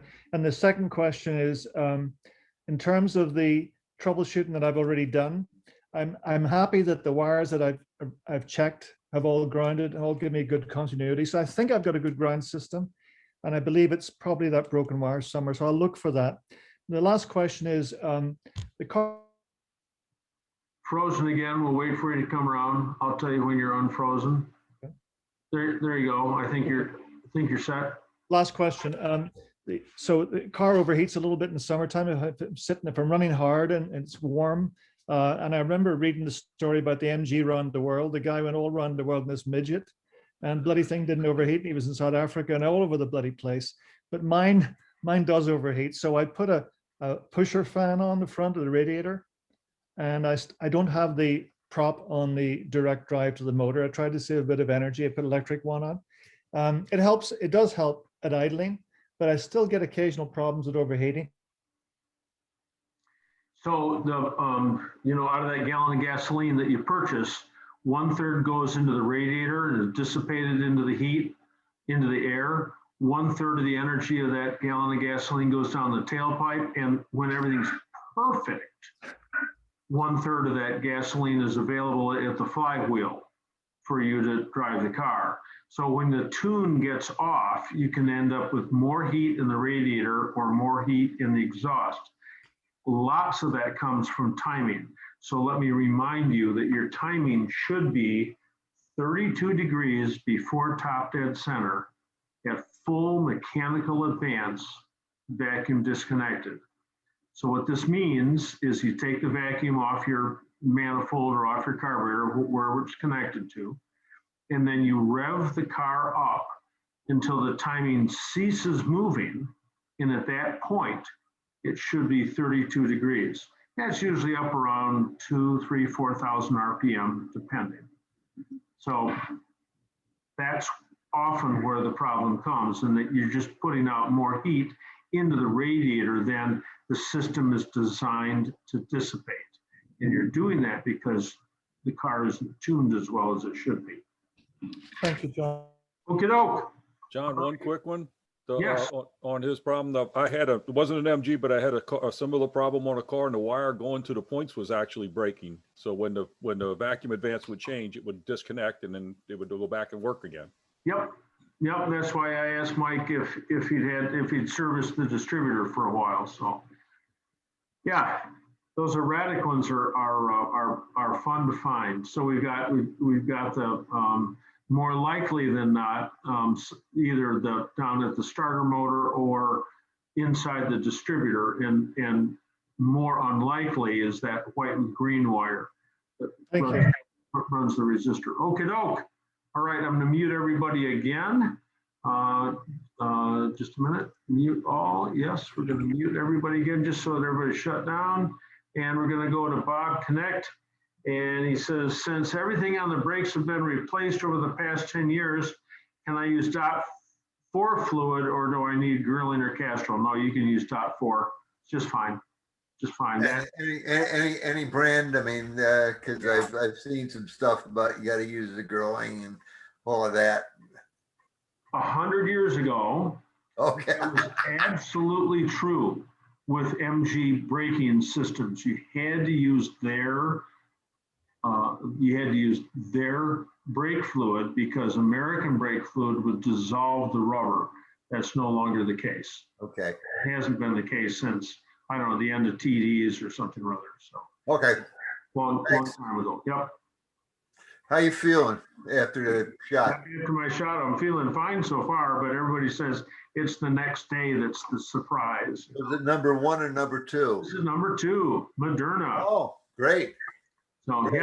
Yeah, lots of people I know have been vaccinated now. So it's hey, here we go. Maybe we'll all be able to get to MG International 2021 in Atlantic City. I sure hope so. That's just coming up, like the Ides of June. So I've got my room there, and I'm all set to do, I don't know, 2 or 3 or 20 or something tech seminars. You're gonna drive an MG there? Drive my MGA. You got it, dude. Yep. Okay. Do yourself a favor when you park it. Take the rotor out of the car so they can't drive it away. It's Atlantic City, man. It's got a pull start and it's got a clutch. So it's like, that's the greatest. That's the greatest anti-theft device going. Thank you. Thank you. Thanks, John. Good talking to you. Thanks. Okay, we're on to Terry. Terry, my 52 TD that you rebuilt for me 4 years ago is running beautifully. Thank you very much. With 10,000 miles on the odometer. Oh, well, Terry, hey, thank you. Thank you. So, Terry, are you still on? Terry from Chicago. That's got to be Terry Light, right? Are you still here? You might have winked out. So, okay, from Jack. Can you tell me the proper torque for the hub rotor bolts on a 74 midget? No, I can't. Those are those are 3/8. Those are 3/8. You're talking about the bolts that hold the rotor to the hub, right? Yes. Yes. Nah, I can't. 35 maybe. Use some Loctite on them. Those do those go on? Geez. I can usually picture all this stuff in my head, but those don't go on with lock washers, do they? No. All right, so they're really hardened. Yeah, I don't know. Maybe 40. Okay. Well, if I just use the amount, the standard torque for that size bolt, I should be all right. Use some Loctite on it, but since there's no lock washers, they're using a stretch to hold it, and that means that the torque is a little higher. Like for instance, on the head nuts, you know, the head nuts are the torque up there is 55, 60 pounds, and if you look on your thread chart for 3/8 fine, you know, you're looking at 35 or 40 or something. It's just because they're hardened. Okay, that sounds reasonable. Okay. Thank you. Eric, from Eric. Eric says, so John, in the garage as we speak, trying to put back the outer control arm after replacing the gator. When I try to tighten the nut, it gets to a point and the shaft spins so I can't get it tight. I can't unmute. Okay, well, Eric, are you there? And we can talk about this because I'm not exactly sure what's going on. I need your model. And if you can't get on, if you can't, you know, like contact us right now, everyone's free to call me. My number's on my website, along with the PayPal button. Let me make my next unabashed pitch for the PayPal donations. I don't live off the PayPal donations, but they're very, very handy. They're very nice. Thank you very much. Anyway, Eric Reitz, you can contact me. I'm here. All right. What year and model are we dealing with? 76 MGB. I'm doing a brake job, and I had to replace the steering rack boot, or the gator, whatever. Yeah. So I had to take off the outer, what's it called? The outer. You usually unscrew the tie rod from the tie rod end. Usually that's the way that you do it. Okay, so let's say I did that. So that's bolted in, right? So that the tie rod end is bolted in with a nut vertically placed on the bottom of the steering arm. So when I try to go back and put that in and try to tighten it, the shaft on that spins. Okay, all right. Next time, don't take the tie rod end off the steering arm. You don't have to. You can just unscrew the tie rod from the tie rod end. It's just a whole lot simpler. Anyway, so that's a cone. That's a tapered fitting.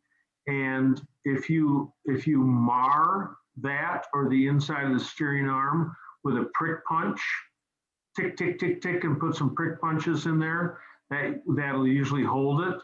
Another way to do it is to take a hammer. I know this sounds crude and rude, and smack it on the top, and that'll seat that cone into the steering arm. What we used was a pair of channel locks that were just giant. I mean, they were giant, and you'd squeeze it, and it would force it down into its seat, and then you could get that nut tight. So something like that. Okay, sounds good. Yep, thanks. Where are you, Eric? Just north of Baltimore, Forest Hill, Maryland. Oh, all right, okay. Okie doke. Shout out to MGOB. Okay. All right, so now we got Sig Fisher. Who's the best supplier of front dampers, shock absorbers for my 60 MGA? So I would contact, if it were me, and I have used him before a lot, I would contact, just a minute, Worldwide Imports in Madison, Wisconsin. Worldwide Imports, Madison, Wisconsin. He does a great job at rebuilding the shocks. Absolutely. But he doesn't have any extra ones to send you, even if he puts $1,000 core charge on it, because that didn't work. I mean, he's out of them. So you got to send yours to him. He will rebuild them and send them back. So that's the way to take care of that. And a question, how long is that likely to take? And I have one that is leaking. I mean, it's just, I fill it up and it's leaking. Should I replace both of them at the same time? You don't have to, but if you do, then it's like done at the same time. It's like if you got a workshop and one fluorescent bulb goes out, you know, it's like, just change them all. Just change them all, because otherwise it's going to be hit and miss. So call him. Oh gosh, I cannot think of his name. This is embarrassing. His wife's name is, his wife answers the phone. Worldwide Imports, Madison, Wisconsin. Ask him how long it'll take. It's Peter Caldwell. Peter Caldwell. Thank you. Thank you. Thank you very much, Barney. So Peter and his wife's name is Jane. So thanks. I just need that. Thanks, Barney. Okay. Thank you very much. Appreciate it. Thank you. Taking them off, that's a slam dunk. That's really easy to do. But putting them back on, one arm is absolutely fixed in the shock, but the other arm is held in place with a transverse bolt against the axle back by the body, and another horizontal bolt that holds it to the other arm. So if you loosen those up so that the one arm is all but loose or wobbly loose, then when you go to put it back in the car, you can slide everything together, and you're not fighting all those little rubber cups and discs and shields and stuff that go on either side of that trunnion at the top. All right, will do. Thank you. Where are you calling from? Fresno, California. Okay, all right. Okay, I'm gonna hit. I did something up here. Just a moment here. I'm gonna mute everybody again just for a second, just so everybody's muted down, and we're going to Pete. And if Pete's still on, we're down to 125 people, but if Pete's still on, he's complaining that his SU carbs leak when he applies the choke. Now, my guess is he's got a T-type or an MGA, and that's why they leak. No, actually, John, it's an MGB, but I put two SU carbs on it. Okay. Okay. When you said that Weber made great grills, that was it. That did it for me. Okay. Yeah, it's only when I pull the choke, there's little drops, not much, little drops on that little black bottom thing where it pulls the choke down on the bottom of the SU. The jet, the bottom. Yeah. You got HS carburetors, obviously. HS, yeah. Boy, there's no reason in the world where there should be any gasoline on that. Just no reason that I can think of. Only that, are these new? Are these rebuilt? What's the scoop? They're rebuilt. I'm not too sure about the person who rebuilt them, but they're rebuilt. There's a tube that goes from the bottom of the float bowl. Yeah. To that black plastic bottom part of the jet. And I have seen the tubes come loose at the float bowl. There's a that could be it. O-ring there, like a number 6 O-ring or something, a gland nut that sandwiches that all in there. But it is possible, I suppose, to have some kind of fracture in that black plastic piece or the tube that goes into it. And it shouldn't be leaking. That's not common. It's not. Now, those parts are available. Can I get those? Absolutely. You can buy the jets individually. You'll drop dead. They're like $45 a piece. But yes, you can. You can do that. What if you got fixed needles in the carburetors or spring-loaded needles, or don't you know? I don't know. Okay. The fixed needles if you've got fixed needles, then you have to, when you put a new jet in, almost always, you've got to align the jet with the needle. But just call me when you get this thing apart, and we can get you sorted out, and I can give you some hints on what to do. Okay, very good. Thank you very much. Right. Okay, from Ben. The government uses NATO slave cables to connect something. But this has more to do with using the words master and slave. So, but I can't tell from where Ben is writing, but it's the government uses NATO slave cables to connect HMMWVs, whatever those are. So anyway, and Sig asks if both dampers should be changed at the same time, and I've said yes. And we got that. Without ripping, oh, here, Russell, without ripping my knuckles and fingers to shreds. That's the introductory line. Do I need to remove the carb to replace the choke cable? You have a video guide on that. So Russell, are you still on with us? Are you still here? Can you unmute yourself? Yeah, I'm here, John. Okay, what year and model do you have? 71 MGB. No, you don't have to take the carbs off. This is really easy. You got to take the air cleaners off. But the all right. So the harder part is up underneath the dash. That's where you're going to shred your knuckles and fingers. Exactly. So just to the bottom right of the steering wheel is a heater control. Yep. So rotate that until you see the hole that goes through the knob. To use something, an awl, a scribe, something or other, to press a little pin in there, and the knob comes off. Underneath that lies a nut that takes a deep 5/8 socket. So put that 5/8 socket on there with your ratchet, spin the nut off, and there's a lock washer and a flat washer underneath that. Now the heater control is loose. It does not want to come out of the dash. You've got to wrench it out of there. You got to grab it behind and shake and move and jiggle and everything. But finally it comes out, and then it just dangles, and you can reach your hand up in there. To reach what? To reach a 3/4 inch nut that holds the choke cable in place that you can't get a 3/4 wrench up into because you don't have a 3/4 wrench that's about that long. So you got to make a 3/4 wrench that's about this long out of a box end wrench, out of a ring spanner. Maybe you got some old 3/4 inch wrench that you can chop up and use. Send me an email. I'll send you a picture of mine tomorrow or the next day. All right. I got a slot in it, and the slot goes so you can get it around that nut. So you get the nut loose, so now it's easy. Now the whole thing comes out. But before you put it back in, the new cable comes with a nut that's about twice as thick as a piece of notebook paper.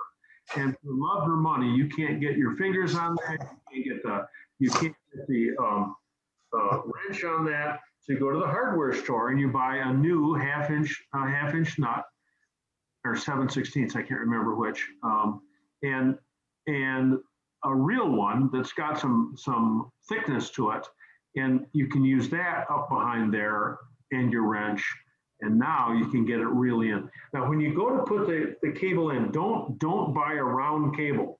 You cannot get your fingers around a round cable on that pillow dash. You cannot do it. Get the T-handle. It's not original for your car, but screw it. Get the T-handle. You can put 2 fingers on it and pull it out. So when you attach it through the trunnion and screw on the other end at the front carburetor, bend a 90 degree in the cable. Take the cable and bend it 90 degrees, and then spin it so that the cable on the inside of the car wants to turn clockwise. It wants to lock. Therefore, when you pull it out and turn it to lock it, it stays locked. If you don't load it, or worse, if you turn it the wrong way, it'll pop loose. So those are just some comments about putting in a choke cable. Oh, thank you. Very good. I don't have a video on it. All right, so Donald Meyer to everybody. This is not a technical question. Do you know if the North American MGB Club event is still scheduled for 2021? Yes, it is still scheduled. Absolutely. And I just said that I'd already made my room reservations there, and somebody warned me about Robert Connect warned me about taking the rotor off my distributor while I was parked there. So yes. Pete Masson, what is the adjustment knob on the vacuum on the distributor? Okay, so there's a tiny little micro, it's called a micro adjuster on the distributor. This is from the MGAs and the midgets right through 1974 MGB, 25D distributors. Because they expected you to get out and fiddle with your timing, rather than get out with a wrench and start turning the distributor, they provided a wheel that you can turn to advance or retard the timing. It's marked A and R. There are 11 clicks, click, click, click. There are 11 clicks to 1 degree. And you can use that to set the timing fore, aft, 3, 4, 5 degrees. You can turn it enough. And if you're out driving, you can fiddle with it. And then you say, well, the last time I turned it, advanced 15 clicks, and oh geez, now I'm getting some spark knock. So now I should back it off. I'll back it off 5 clicks and see how it is now. Just a way to keep track of it.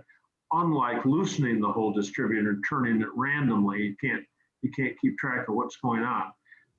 But let me tell you, don't use it. Set it in the middle. Don't use it.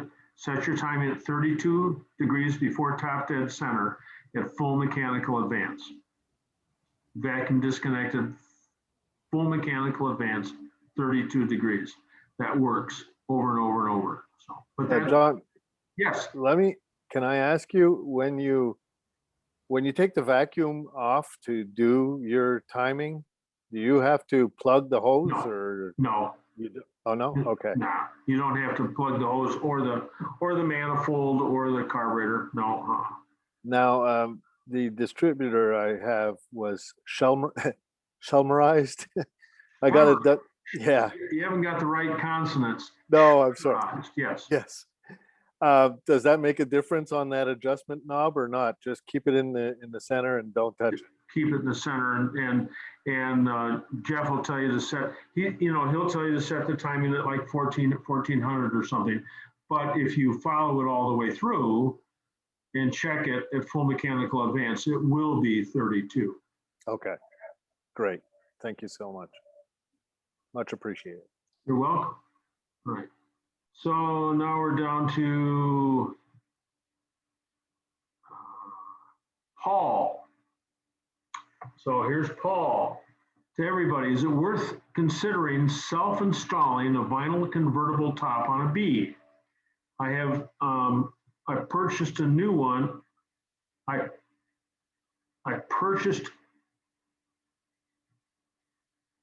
have one purchased new in 1996. So Paul, does that mean that you've had a soft top in a box since 1996? And if it does, then you want to stretch it a lot before you install it. Because all that vinyl gives off some kind of gas, and as it does that, it shrinks. And if it's been in a box for, I got to use my fingers, 06, 16, well, 25 years. If it's been in a box for 25 years, it has shrunk. So you want to pull that out. Where did I put those pictures up on Facebook of our device for stretching tonneau covers and soft tops? And is it worth installing it yourself? we're back to the 08088 glue. You've got to take your time. You want to, I don't think I've got a video up about it. I wouldn't do it myself.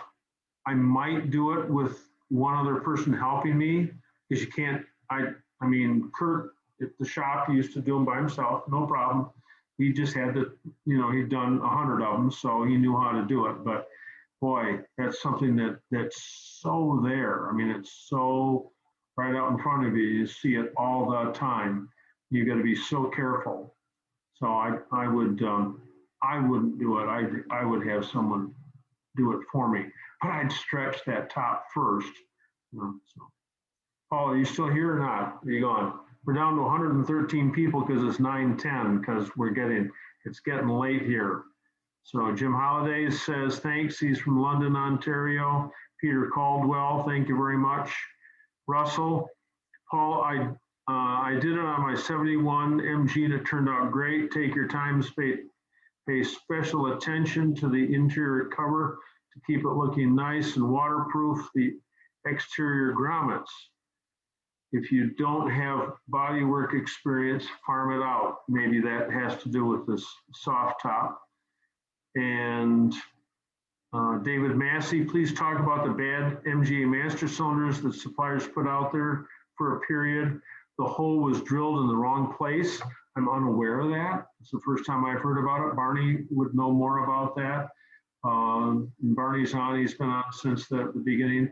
If you've got an MGA, my gosh, you've got to go on to Barney Gaylord's MGA Guru site. Barney's got 4,000 pages of information, all kinds of stuff. Really incredibly inside the fuel gauge if you want to do that, or just generic, what else works. So Barney, what do you know about those bad master cylinders? Well, we hope they got fixed by this time. The problem for a long time was that the rubber seal that's closest to the pushrod end had a hole inside the donut-shaped seal. The inner hole was too small diameter. So when they put them onto the pistons, the piston would stick in the cylinder bore. You push it in, it wouldn't come back out. The tentative solution to that was put some air pressure on the exit port, push the piston back, push it in by hand, push it back with air. You cycle the thing 100 times until it loosened up enough that it would return with spring force only. Now, a few years ago, Moss started selling a better rebuild kit. It's a $29 rebuild kit instead of a $10 rebuild kit. And that had the correct size seals in it. It works quite well. And the new master cylinders that have been sold for the last probably 4 or 5 years seem to be okay, but there may still be some in old stock that got their own size seals in them. I believe they said TRW on them. Well, I have one now that's TRW Lucas. Lucas is a franchise trade name now. Anybody can use the name. So the new master cylinders are TRW Lucas, and they work okay, but they have a problem with disc brake cars, not drum brake cars. And the problem is the return spring for the master piston is too stiff. And it keeps in too much residual pressure once you take your foot off the brake pedal. It's supposed to be 8 psi residual pressure, and it's about 12. And that makes front calipers drag on the disc brakes. And there's a solution for that on my website. You take the thing apart and you drill a tiny little 1/32 diameter hole in the check valve cup that's in the bottom of the bore, and that'll relieve the residual pressure in it. But they work just fine on drum brake cars. A couple of years ago, I put a brand new one on my MGA 1500 with front drum brakes, and it works fine. Okay, well, I appreciate that. They wouldn't bleed. You worked at it forever and you couldn't get it to bleed. Because the master cylinder piston wouldn't come up far, it wouldn't return all the way.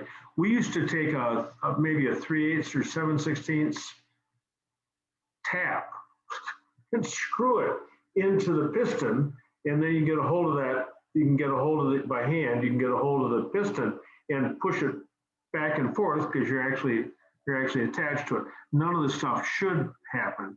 These are just the ways to get out of the problem that you've got because the part being supplied is faulty. So. Thank you, John. Okay, Thank you. all right. From Ned, pleasure to listen. Cheers.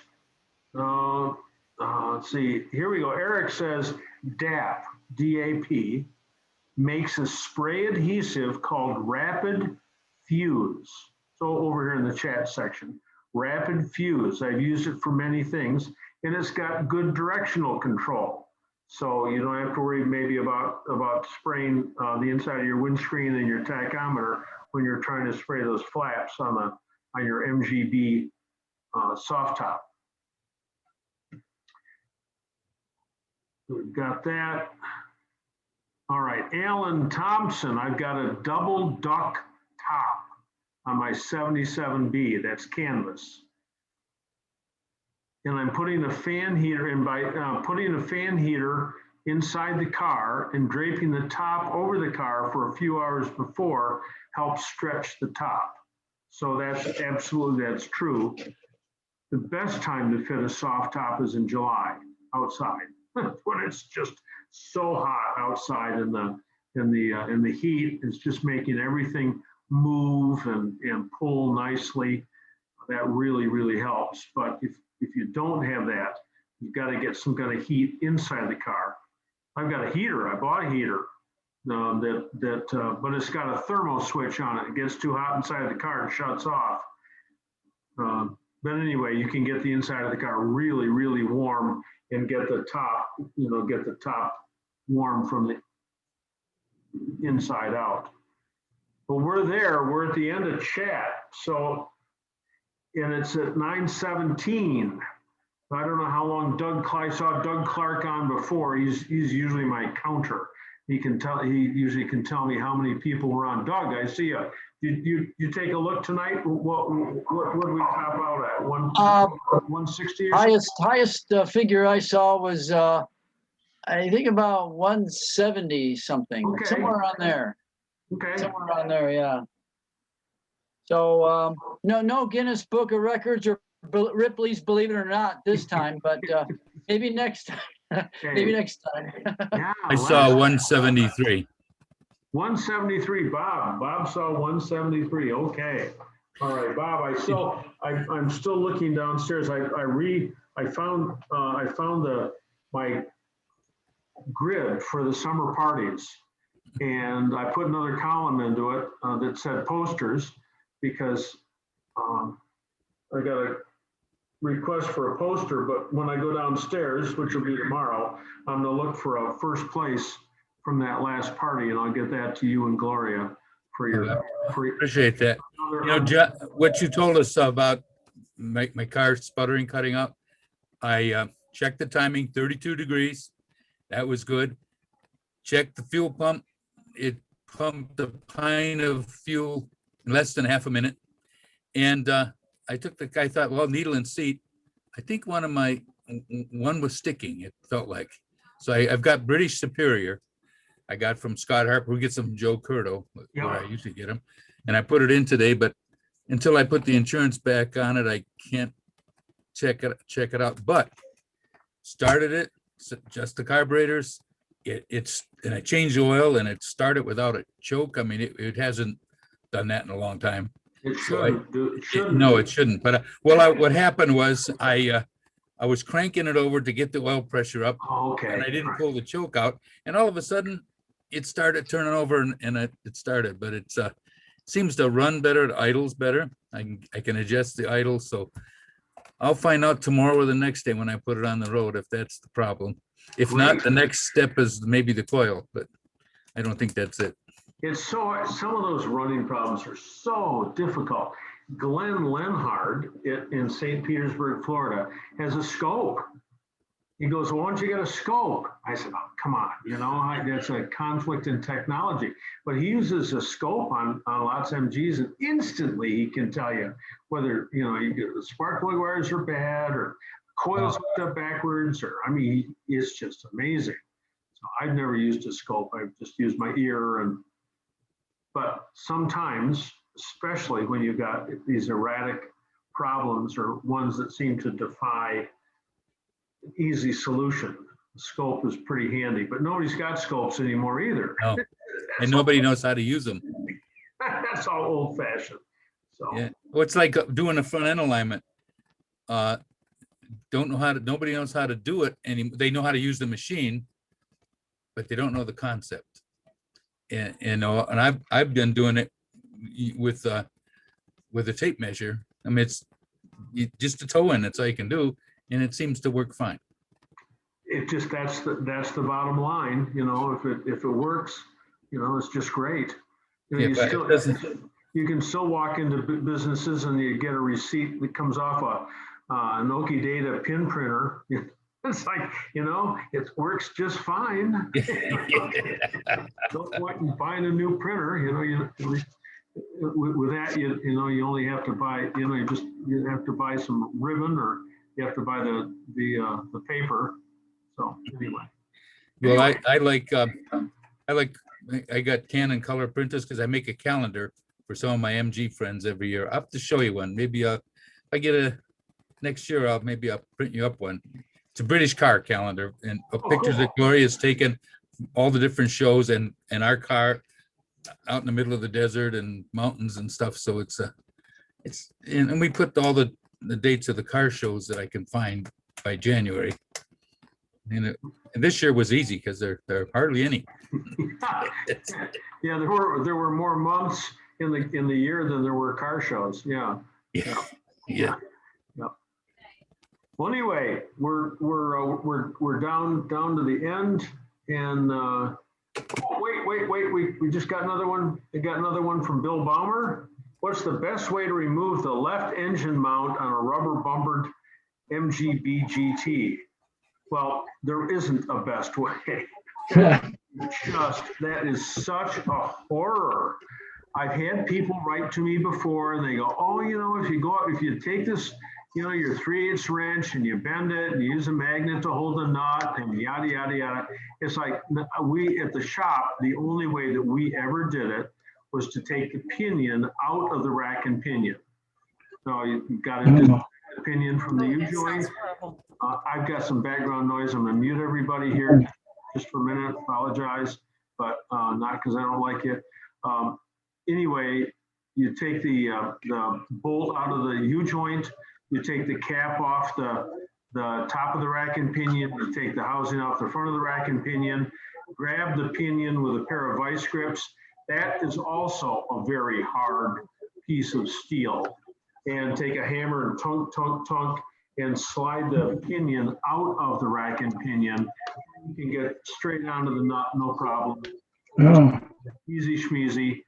And then when you put it all back together, there's no way, zero way, that you can ever get that pinion lined back up with the steering wheel so the steering wheel is straight.